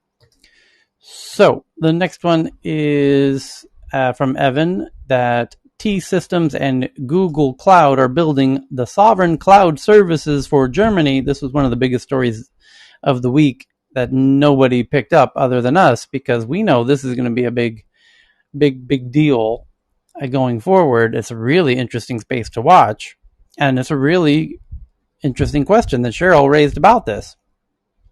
Is countries want their own sovereign clouds? We talk about that here often, and the issue is, will Google and Microsoft and Amazon enable it or not? And can they?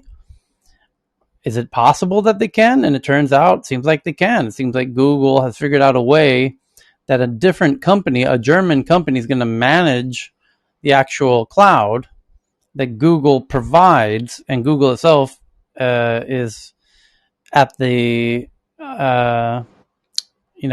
T Systems, this German company, which is really Deutsche Telekom, who manages it, will control even Google's access to its own platform. So it's going to be it's basically a big private cloud. But I wonder, it doesn't talk about what's happening to the European Union Cloud Initiative, the EIX. No, it doesn't. Which I don't know if it's going anywhere. So the next one up is from Dr. Fran that says the future of radio is social audio. Social audio is to licensed broadcasters what Uber has become to taxi drivers in New York, because platforms don't have to pay for any of the content.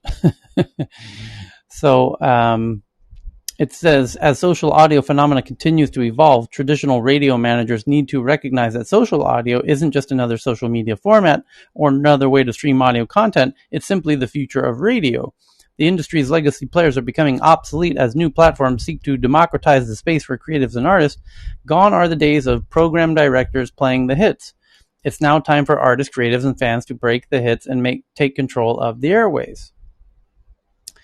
To date, traditional radio has been a monodirectional and controlled by gatekeepers, but in the new world of social audio, revolutionary new platforms are allowing anyone and everyone to become a radio DJ and talk show host and be their own program manager. Creativity and control are now in the hands of artists and fans who now have the resources and access needed to someday become the next Joe Rogan or Howard Stern. And it's a really interesting point. Indeed, traditional radio is totally screwed. So I don't understand this concept at all, guys. It's the Clubhouse concept. I know you. I could hear the sarcasm in your voice. The next one is that Russia summons the U.S. ambassador over alleged election interference in Russia. So apparently America's interfering with Russia's election, according to Russia. So Russia summoned U.S. Ambassador John Sullivan on Friday over alleged interference by the U.S. in an election. Russian agencies, well, their election hasn't even really started yet. But I think Putin's naturally a little sensitive about elections in Russia. And people are saying, Russia has elections? Yeah, technically they do. He just kills everybody who runs against him. And, he doesn't like it when people meddle in his quote-unquote election. You see what I'm saying? He doesn't like people messing with him getting re-elected. You see what I'm saying? And if you do try to meddle with his the possibility of him not getting elected, you can find yourself swimming with the fishes. You get some radioactive tea. You have a very special blend of tea that the Kremlin will serve up for you. Or a hefty $50,000 fine. And if you're a tech company in the U.S., yeah. A Twitter user insulted a German politician and then police raided his house. Memes and online outrage commenced along with messages of support for the Hamburg resident. Oh, this is right up our alley, Evan. What is this one? Pimmelgate. It was trending in Germany. Hashtag Pimmelgate. And if you don't know what Pimmel is, it's like when you call someone a schmuck or a wanker. So yeah, you can't get away with that in Germany. There are laws against online abuse and name calling. It was 6 a.m. when 6 German police officers came knocking on the door of a Twitter user in Hamburg. What sparked the investigation? A tweet he wrote in June calling for a German official, a crude term that refers to male genitalia. The raid Wednesday came a little over 3 months after he replied to a tweet by Andy Grote, the Interior and Sports Minister for the city of Hamburg, describing him as a pimmel. The public prosecutor's office in Hamburg told the Washington Post it was handling the investigation of an online insult which can be punished under a section of the German Criminal Code. but the police search unleashed a stream of outraged comments and sarcastic memes from Germans on social media, inspiring the hashtag Pimmelgate, which was trending Thursday on Twitter. Here's the quote. "My house was searched at 6 a.m. this morning. 6 officers in the apartment," wrote the suspect, who goes by the screen name Zoo St. Pauli and has not otherwise identified himself. They know there are 2 young children living in this household. Good morning, Germany." The Hamburg police confirmed that the Post that it had searched the house of the Twitter user behind the Pauli Zoo handle early Wednesday to gather evidence. A police official said 6 officers were dispatched and searched a device without giving more details. A spokesperson for the public prosecutor's office said the complaint was not filed under the controversial 2018 social media law to curb online hate speech. Incitement and defamation laws are far broader in Germany than in the US, with some European legislation on the books that forbids defaming leaders and makes Holocaust denial a crime. Still, even those standards, many saw the police raid as an overreach. It's not immediately clear whether the politician, Grote, had filed a complaint to prompt the search warrant. His office did not reply to a request for a comment. Number 22, Cheryl.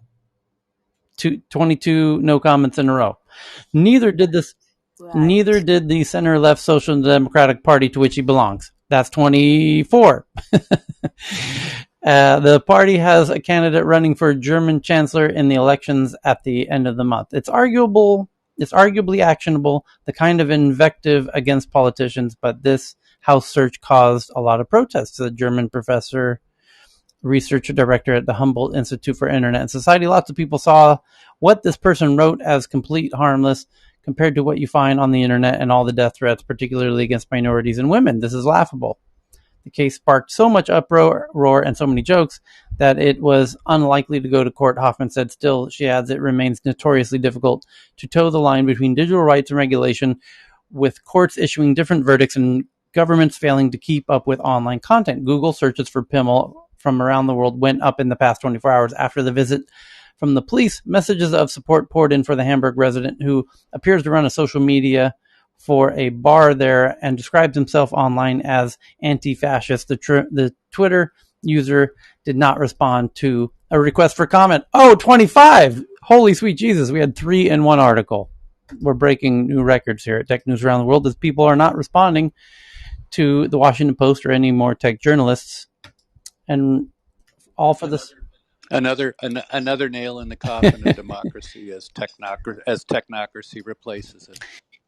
That has to be the worst way to wake up. Yeah. We actually have a frequent guest here that actually have been swatted. We have a Swedish streamer that joins us regularly.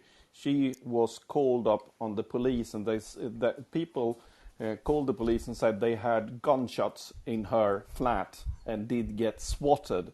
We're talking about breaking down the door, storming through the apartment, and now we come to the happy part. She wasn't home. But else it would be horrific. The thing is, she came home and there was a paper on the door. Oh, sorry. This was not a rented flat. What do you call a bostadsrätt in English, Tyler? Bostadsrätt in English. You own your apartment. What's the name of that in English? Homeowner. Okay. No, yeah. The thing is, you know, in Sweden you can rent a flat, but you can also own the flat as a part of.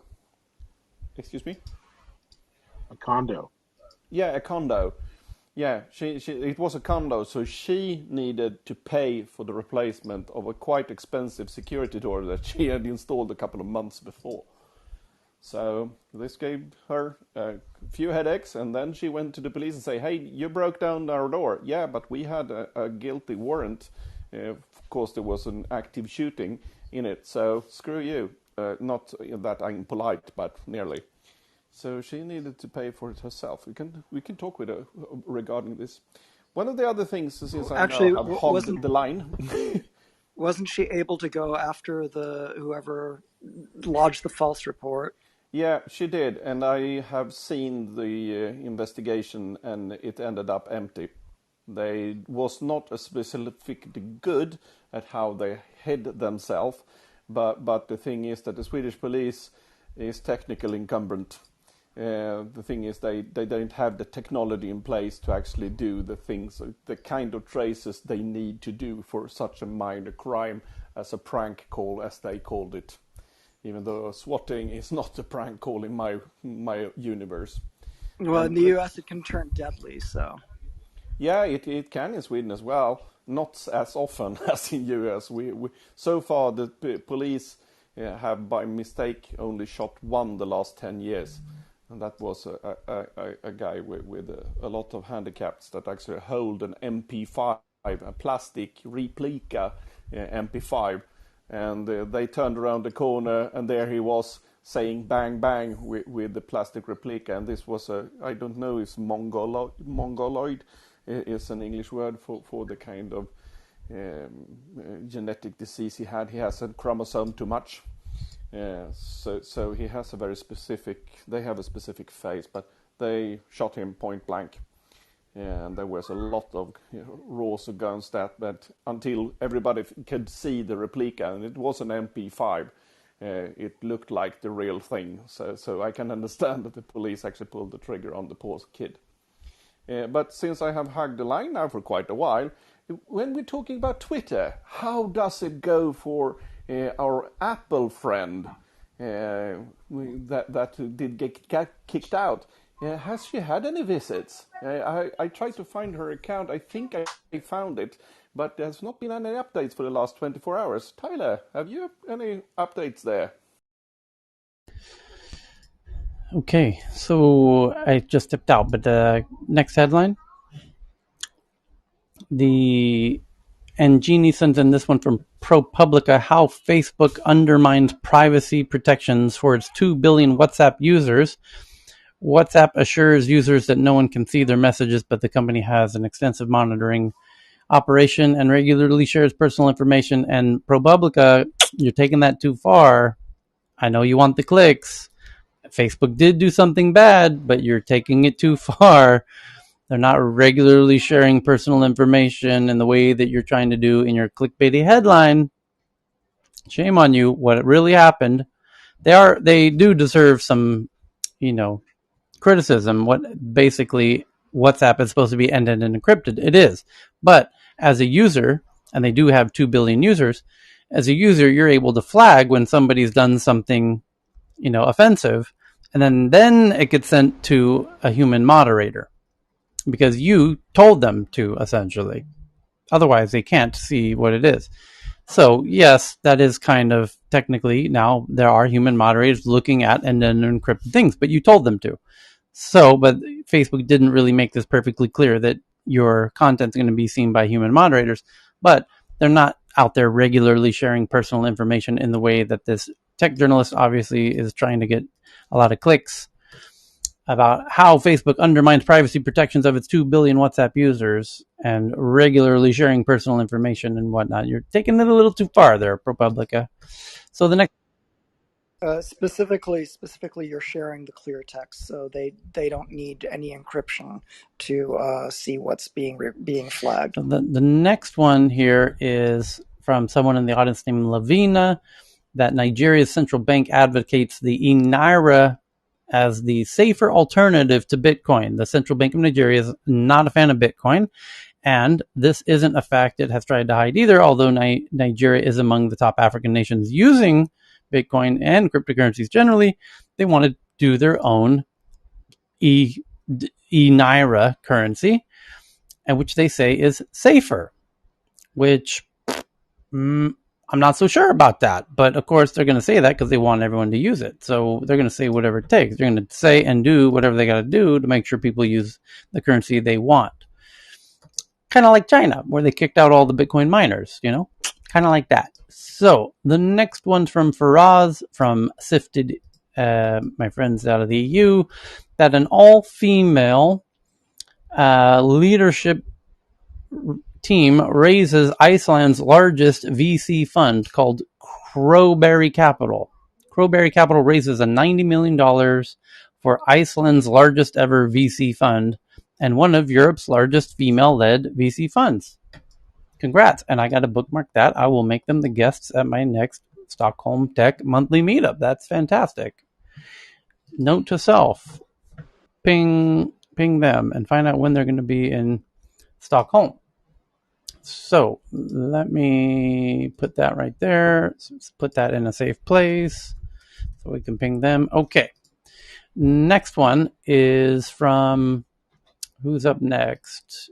BB sends in this one from MIT, that MIT researchers have built a powerful semiconducting magnet that can lead to clean fusion energy. God, let's hope so. That could literally save the planet at this point. And then Renjant sends in a headline that we already covered about OEO hotels doing a deal with Microsoft. Poppy sends in this one from nature.com that China prepares to test thorium-fueled nuclear reactor. If China's experimental reactor is a success, it could lead to commercialization and help the nation meet its climate goals, and would then be quickly replicated all around the whole goddamn planet, hopefully. And please let this work out. This could literally save the goddamn planet. So I just tweeted that out for those who want to read about thorium nuclear plants. The next one is a really interesting one from Vice. Prison company patents VR to give inmates brief taste of freedom. Global Tel Link Corporation says the system would allow any inmate to, for a brief time, imagine himself outside or away from the controlled environment. Well, that's a very nice way of phrasing it. Yeah, VR, that's really... That seems kind of cruel. It does, actually. But I'm sure they wouldn't mind it, so we have to kind of empathize from their perspective. I imagine they would be quite okay with using VR to escape. There was that article a while ago, I think it was like 2 days ago, about the prisoners who were saying that they were getting, what is it called? Invectin, that horse paste thing for COVID. Ivermectin. Yeah. So they were apparently saying that they were forced to take it, and the prison said, this is a U.S. prison. The prison said no, they weren't forced to take it. They just weren't told that it was experimental. So I guess they were given this paste thing and said, this will prevent COVID. So of course, because COVID is rampant in the prisons, people took it, but they didn't realize that it was like they're just trying to see. It doesn't work. It works only, there's like a very, very, very small thing. That was a very small study, and the person who released the study is now very regretful because apparently now there's now there's a run on this horse stuff. Like it was originally pills, and now if you have a horse that has parasites, you can't get help for them because this stuff is like sold out everywhere, and it doesn't work. It doesn't work. Yeah, very modest Wired, effect. Wired just did a great review of all the repurposed drugs, including ivermectin and fluvoxamine. And the evidence for fluvoxamine is very promising. The evidence for ivermectin is not. Okay, next headline here.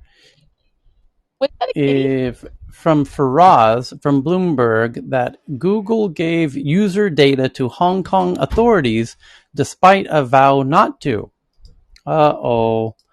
Google submitted user data to the Hong Kong government last year despite having pledged not to process such requests for the city. The tech giant complied with 3 of 43 government requests received between July and December 2020, the company told Hong Kong Free Press. One request was for an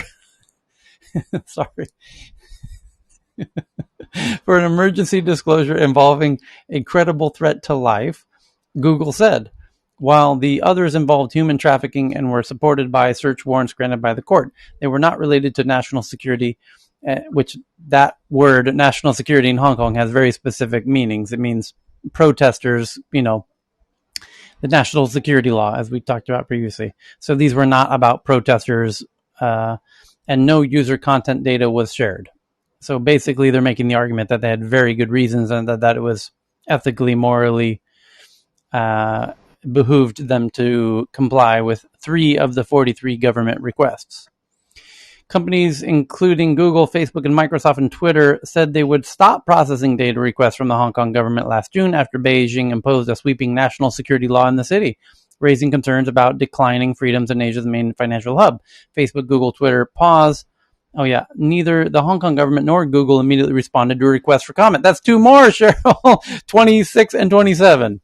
Boy, we are on a roll with these no comments for these tech journalists. 27 in a row, folks. So, for those who don't know, this when Beijing pushed this new national security law on Hong Kong, basically gagging anybody from protesting about anything, Twitter, all of the tech companies took notice that, oh, I bet the government is now going to be asking us for the details of people they're going after. We know how this game works. And indeed they are. In fact, they had 43, as Google alone got 43.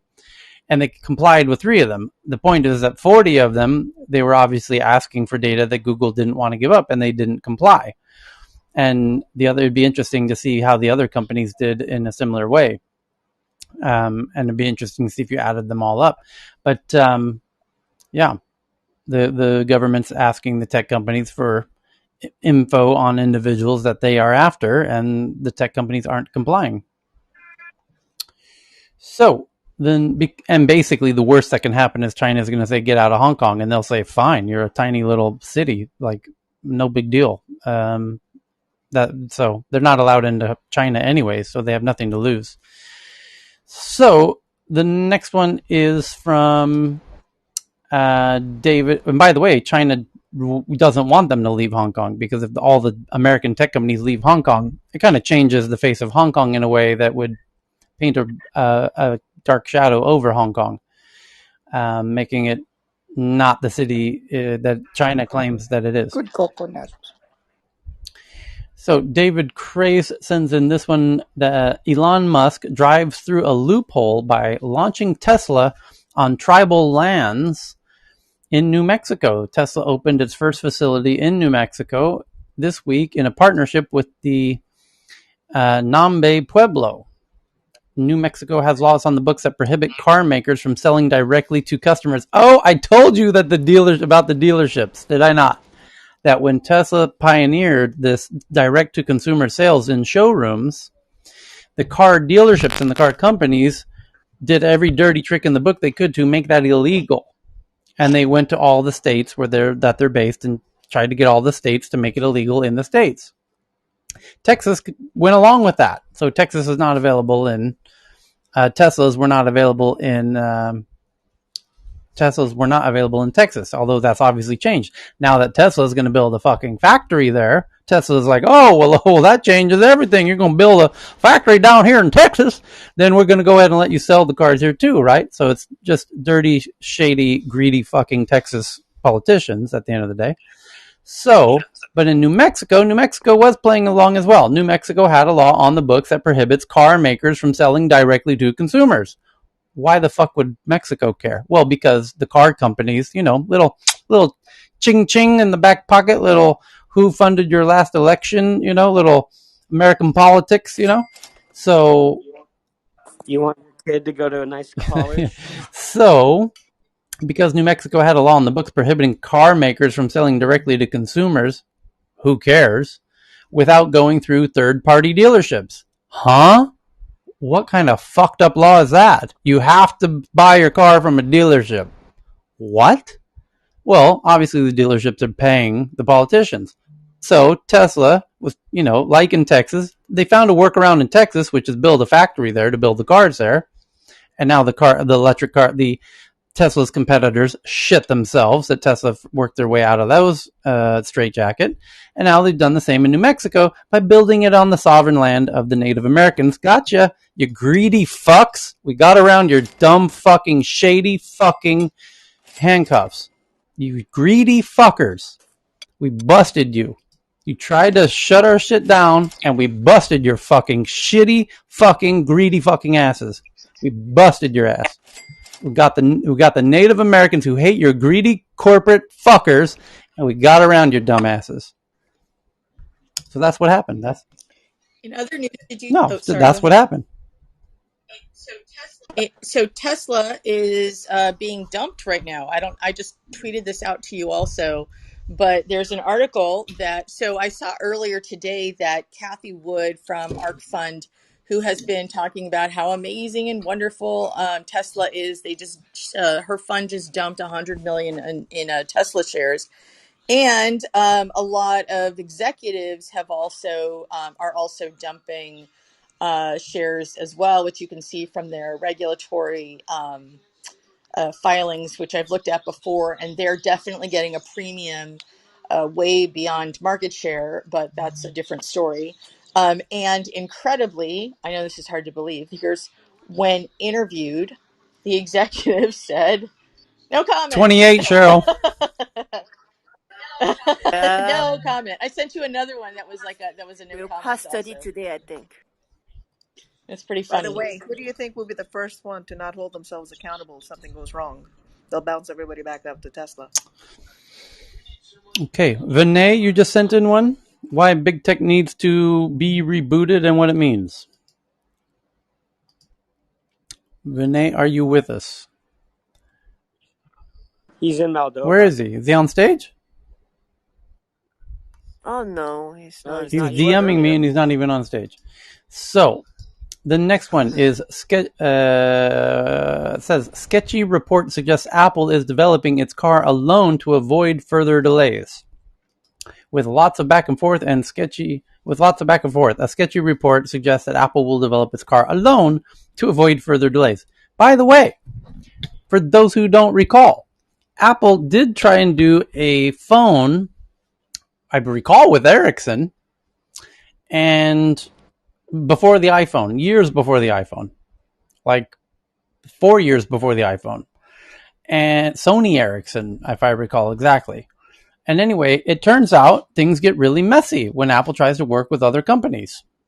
And Apple doesn't, they have a very Apple-y kind of process of doing things. And I bet the car companies drive them fucking crazy to try and work with, Kia or whoever it was they were working with to build the Apple car. And they said, you know what? Probably better we leave these people out of the whole equation and just do it the Apple way. Kind of inevitable, but now there's a report that kind of is implying that. It makes a lot of sense, though, historically. So the Vinay sends in this one that why big tech needs to be rebooted and what it means. Stanford University professors join Morning Joe to discuss their new book, System Error: Where Big Tech Went Wrong and How We Can Reboot. So that's a video that I'm now tweeting out to the Tech News Twitter account for those who want to check out that interview with the authors of that book. And the next one is from RCC about Moneyball, about analytics of controlling fires. We covered that. Frost sends in this one from Bloomberg that South Africa Justice Department is hit by a ransomware attack. And another one from Bloomberg that Amazon will spend $1.2 billion on employee tuition and courses. So this whole college will cover your college. Well, we now know the limit is $1.2 billion. And Frost sends in another one from Bloomberg that Google's medical chief says company is shifting health focus. Indeed, they are. They mentioned that a month ago. They keep mentioning it. And the next one is about the very cool new SITA, SITA partners on Australian biometric app for ETA applications from home. The passport photos are compared with a selfie photo to confirm identity using biometric liveness and anti-spoofing checks against multiple face risk profiles. So yet another facial identity verification system. These are becoming quite popular, are they not, everybody? Yes, we've seen this more, and these are starting to become as common as buy now, pay laters.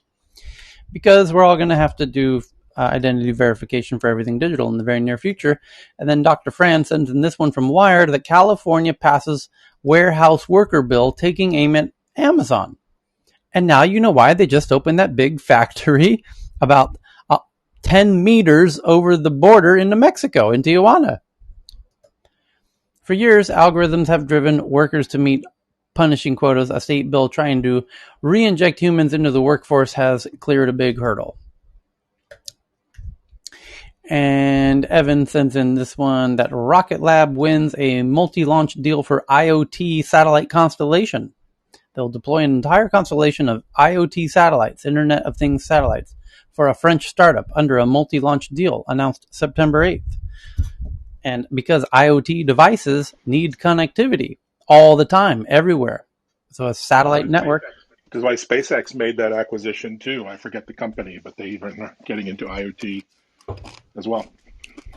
IoT has been waiting a very long time to really break out in a real way because it needs ubiquitous connectivity, which is really only enabled by satellite networks. So now that these satellite networks are coming, real IoT can finally really happen. So the next one, I don't recall who sent this in, but it says it's an exclusive that classified Afghanistan data now in Pakistan hands. 3 planes fly with bags of documents. The movement of documents was coordinated by Pakistan's Afghanistan ambassador, Mansour Ahmed, sources said. A day after Pakistan announced economic plans for Afghanistan with an intention to control the Afghan economy, it has now reportedly also taken the country's important data in the form of classified documents. This development comes even as the Taliban canceled its plans to inaugurate the newly appointed interim government on September 11. Oh, how appropriate, Taliban. How nice of you to declare your independence anniversary on September 11th. Very, very charming of you. The interim government was announced on September 7th. According to sources, 3 C-170 planes that came with humanitarian aid for Kabul on Thursday went back with bags full of documents. A source working with former National Security Advisor told CNN that these were classified documents taken by Pakistan's ISI, which is their intelligence agency, which, by the way, runs the country. Pakistan's a very unique country in that they're not run by Imran Khan, the prime minister. It's run by their version of the CIA. He's a real puppet to them. It's quite an interesting government. The documents are mainly NDS classified documents, hard disks, and other digital records. And so what does Pakistan's intelligence agency, who runs Pakistan, want to do with Afghanistan's documents? Well, they're going to secretly run Afghanistan just like they do Pakistan.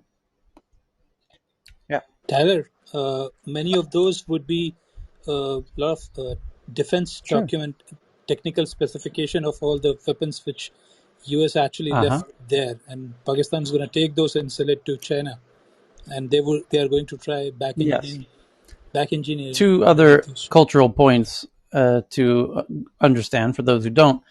Pakistan is China's biggest partner in the region, if not the world. It's one of their biggest investments in the world is in Pakistan, financially, and China is just doing massive economic development projects in Pakistan because they have to, because it's a bordering country of China, and going through the back door, going west from China through Pakistan, gets them to the Middle East and the Persian Gulf, where they get their oil that they need to get because they're highly dependent on Middle Eastern oil, which they're not able to ship through the water, because if with any tensions develop with India or America, which there's more than a few, we could start bombing those oil tankers very easily with our Navy, which they would be unable to stop. And that would bring China to a halt completely, utterly. Game over China. The cities literally go black. No power. China knows this. That now you understand why China invested so heavily in oil pipelines through Pakistan. So, the ISI is controlling Pakistan. ISI is also going to control Afghanistan because that's how it works. And the Taliban who are now in power in Afghanistan were raised and educated in Pakistan. Oh, wow, what an interesting coincidence. I wonder who helped them come back into power in Afghanistan and who is happy that they're back in power in Afghanistan. For those who don't know a little bit of history, the Taliban were the children who had to leave when the Russians came into Afghanistan. And they left with their moms as the men stayed to fight the Russians. And so these fatherless children grew up in Pakistan, educated in Pakistan. They are the Taliban. And now they've come of age, and as they've been meaning to do their entire lives, wanting to take back their homeland. And the ISI in Pakistan said, yes, absolutely, you should do that. We will help you do that. And they have. By the way, Tyler, the Taliban is not a monolithic entity. It has the Haqqani network, which is basically a Pakistani. The head Anas Haqqani is basically a Pakistani himself, and there is Mullah Baradar, who is basically quite anti-Pakistan because he was tortured by U.S. forces inside Pakistani prison. So there are factions. Fair enough. So A related point. I retweeted something and tagged you a piece by Sarah Chase about some discussions that were the U.S. was involved in, but weren't properly translated, and calling for the House Intelligence Committee, to release the information on it. But the upshot of this is that there are people angling for U.S. recognition of the Taliban and becoming allies against ISIS-K. And it sounds crazy, but Sarah Chase knows so much about the situation from so many angles that I would take it seriously. No, that adds up. So, I mean, they essentially did that. America, as soon as the ISIS-K did that bombing at the Kabul airport, I mean, 24 hours later, America went and bombed one of the leaders of ISIS-K. And, that we have a shared enemy in that sense. The Taliban hate ISIS-K, more than the Taliban. Yeah, Tyler, the commander-in-chief of the UK Armed Forces, they don't usually make a statement, but he said that on television, this is before the government made any point, that we have to learn to work with Taliban, which shows that the dial is to make sure that the extremists, which Taliban are themselves, but even more extreme to them, don't come and bomb us. Okay. So the next one is, what do we got here? New groundbreaking technique reveals new details.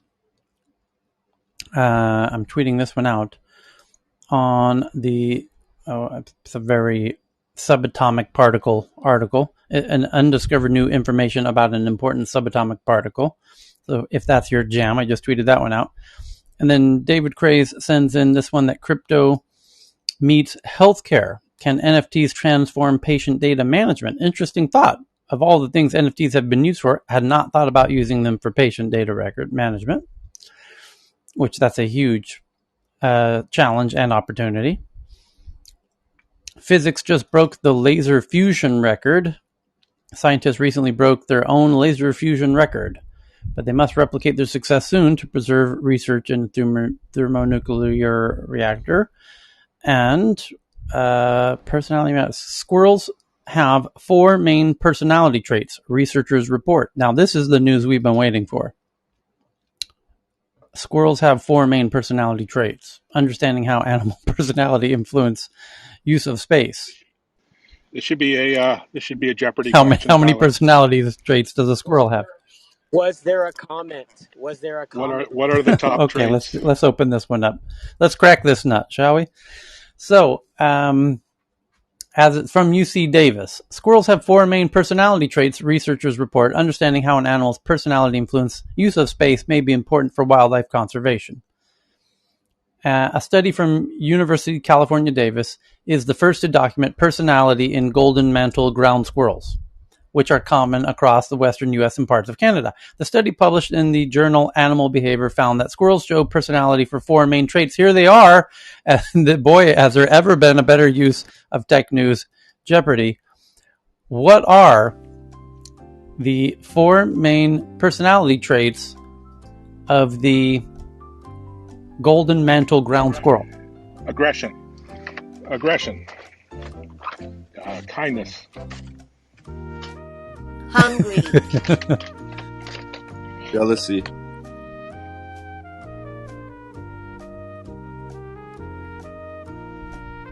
Anger. Fear. Evan wins this one with aggression. The other 3 is boldness, activity level, and sociability. While the That's my 4 technology traits, so I don't understand the difference. While the golden mantled ground squirrel is under no conservation threat, the findings suggest that understanding how an animal's personality influences use of space is important for wildlife conservation. To see them chitter and skitter, stop and then scurry, the fact that ground squirrels have personalities may not seem surprising, but the scientific field of animal personality is relatively young, as is the recognition that there are ecological consequences of animal personalities. For example, bolder, more aggressive squirrels may find more food or defend a larger territory, but the riskier behavior may also make them vulnerable to predation and accidents. This adds to the small but growing number of studies showing that individuals matter. Accounting for personality in wildlife management may be especially important when predicting wildlife responses to new conditions, such as changes or destruction of a habitat due to human activity. Hold on a second. She notes that while there were no Myers-Briggs tests for animals, there are standardized approaches to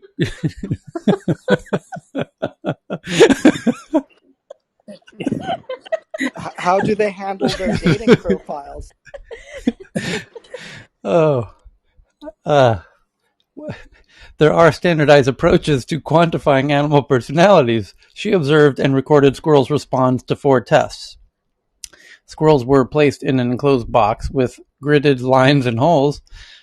Squirrels are presented with their mirror image, which they do not recognize as their own.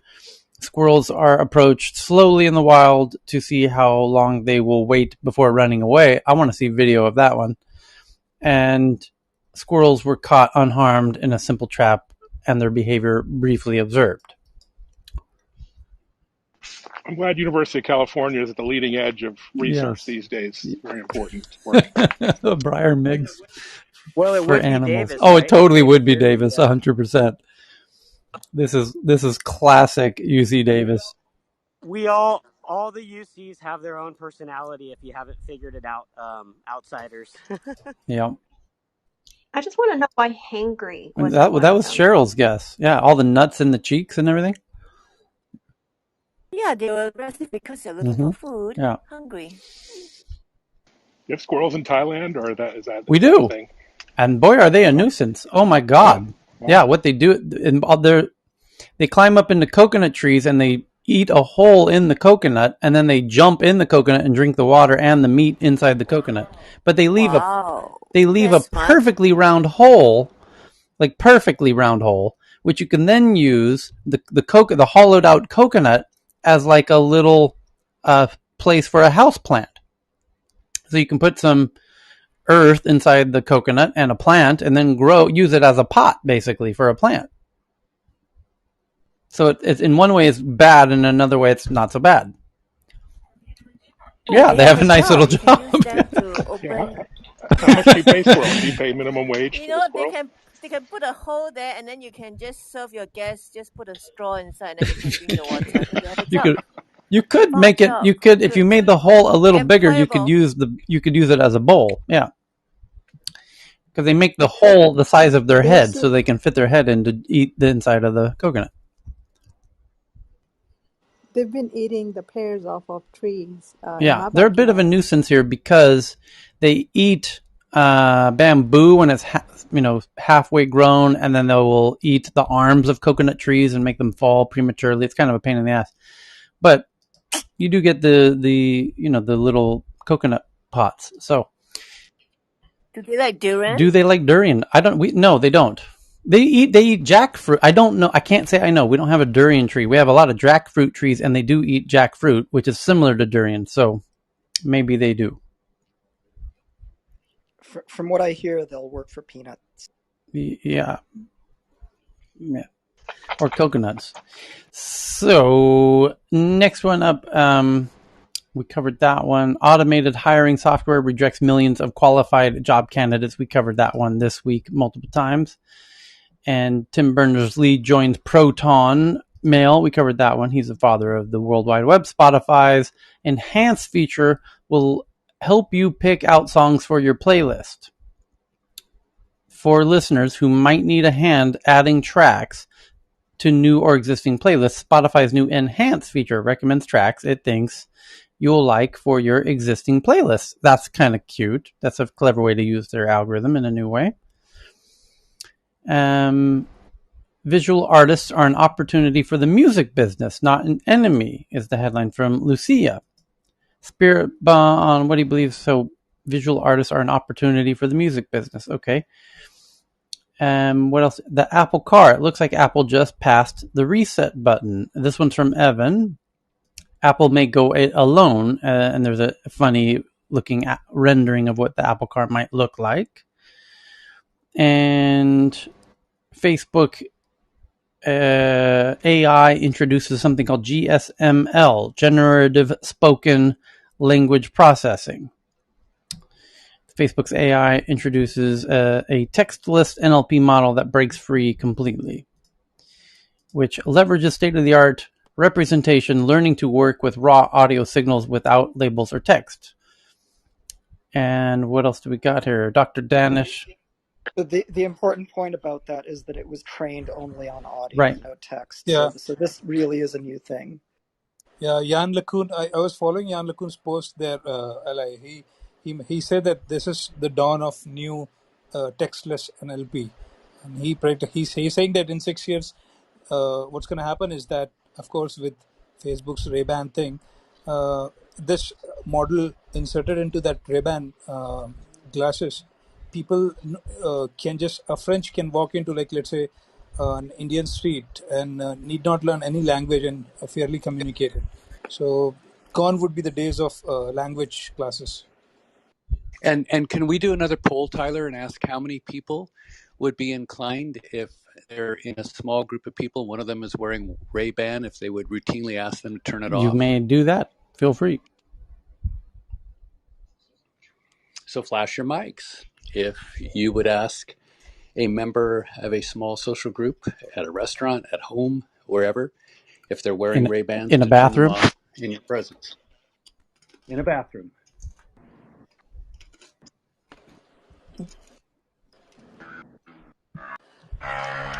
And there's your very scientific poll here from Tech News Around the World. Sending out a tweet to the Twitter account from Eric about the world's oldest known forest and how from the sky it was not like we imagined. It looks like a butterfly. It's kind of wild. A wildly organic looking thing. And Microsoft introducing a Teams feature that may cause a lot of curious responses. You can understand the thinking behind it. So what does it say? Who will decide what is inappropriate off the... Oh, yeah, the new Teams feature is you being able to flag people, basically. Will administrators now be acting like Facebook moderators, looking out for specific words rather than meanings? Interesting. Google and Microsoft both adding this flagging of coworker bad behavior in their platforms. China launches hyperspectral Earth observation satellite. The new satellite will join other optical and radar remote sensing satellites in the Gaofen series, which together form the China High Resolution Earth Observation System. So I'm sure they just want nice photos of beaches. No, nothing special. No high resolution Earth observation system. I'm sure they're just focusing on stuff inside of China. There are also legitimate climate Sure, monitoring. I'm sure they have all the best intentions, like Eli. I'm sure. How much carbon is in soil and how methane is leaking out in places. But yes, of course, dual use. I'm sure they have other uses in mind. The PS4 finally gets a working emulator 8 years later. Just tweeted that out. And Tesla Model S Plaid breaks the Nuremberg record for an EV, beating the Porsche Taycan. And what else do we got? Dr. Fran sends in one about a review of Goliath, a deep experience about psychosis, a VR experience called Goliath that tells the story of a guy affected with psychosis that finds relief in online multiplayer games that you can experience yourself and drive yourself a little crazy and feel what it's like to lose your goddamn mind in VR. And the chip short, according to Reuters, and we talked about this week, that the global chip shortage is now pushing back the new phone that everyone in India is waiting for, a $50 smartphone that will roll out and bring a whole lot of more new people online. India says one vaccine dose prevents 96.6% of COVID-19 deaths. That's an interesting stat that we were looking for. One vaccine dose alone is 96.6% effective in preventing COVID-19 deaths in India. And 2 doses are 97.5% effective. And so if you're considering not dying, check out these vaccines. They're pretty effective at that. Next up, Ken had one. Poker stars can't geolocate players with new Macs. You mentioned this at the start, yeah? PokerStars players using new Mac desktop computers in New Jersey and Pennsylvania are receiving the same dreaded apology when logging in. And Alexandra, now we're up to your tweet about you can now buy a $475 NFT ticket to see Beeple's $69 million NFT. And Cheryl sends in one that the 2021 Tokyo Game Show kicks off Thursday, September 30th to October 3rd. The event will be entirely digital affair and will feature 44 programs live streamed over the course of 4 days. Joe Williams sends in a reminder that water positive pledges from tech companies, just a new kind of greenwashing. As we read the headline a couple hours ago that Google commits to being not only water zero in its consumption, but also somehow generating 20% more water than it consumes. And now people are already asking, are water positive pledges from tech companies just a new kind of greenwashing? Yes, it is. It's marketing. That's what that is. The next one is from Dan Malaire that 2,000 firms sign up to deliver £2.5 billion theme park. The call for firms to build the UK's Disneyland went out last month, drawing criticism from businesses fearing they will shut if plans don't go to plan. So it looks like they want to build. The UK is hungry for its own alternative to Disneyland. Facebook reportedly provided inaccurate data to misinformation research to people who are doing misinformation research. And so just retweeting that one out. BB sends in this one from the South China Morning Post. Research finds U.S. tech giants made billions during war on terror. No, they didn't. It's just that government agencies use clouds just like everybody else does. And shame on the journalist who wrote that article. Porsche's new synthetic gasoline may fuel Formula One races. Electrolyzed hydrogen is combined with CO2 to make methanol, then gasoline. And Bitcoin gains legal status in Ukraine, that Amay sent in. And corporate VCs aren't keen on being called that anymore. It's not just a point of pride. Corporate venture capital looks different in this new environment. Fuck it, call them corporate VCs. That's what they are. And this is, for example, Intel is a big corporate company. They have a VC arm. Those VCs at Intel are called corporate VCs because they're VCs from a corporate company. It's the perfect name. There's no point in changing it as much as they might not like that name. But that's what they are. Deal with it. Embrace it. So they then try to create a new fun name like Intellico. And like it's a new VC firm that has no connection to Intel, but they want to leverage their connection to Intel, but then they don't want to be recognized as corporate VCs. You can see the stupidity of their inherent dilemma there. So the next one from Evan is world's first touchable holographic basketballs developed. which you got to see the link to understand how that works.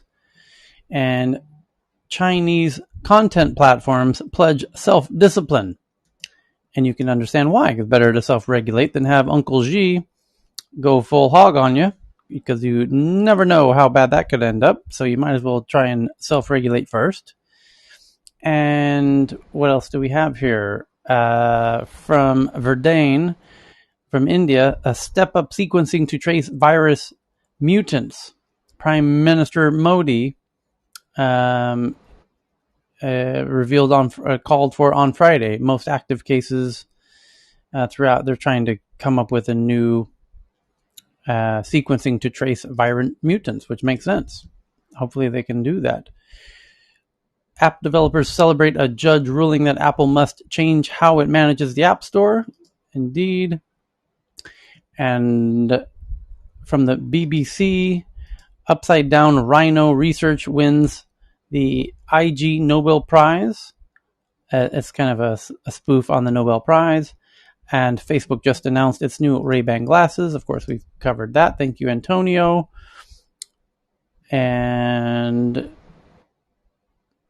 what else do we have here? We're now in the final 52 minutes of tweets. Evan sends in this one from ordered a Domino's from Decentralands, and it has delivered. So you can now order Domino's pizza inside of Decentraland, which is a VR environment. Paying with their That's crypto. amazing.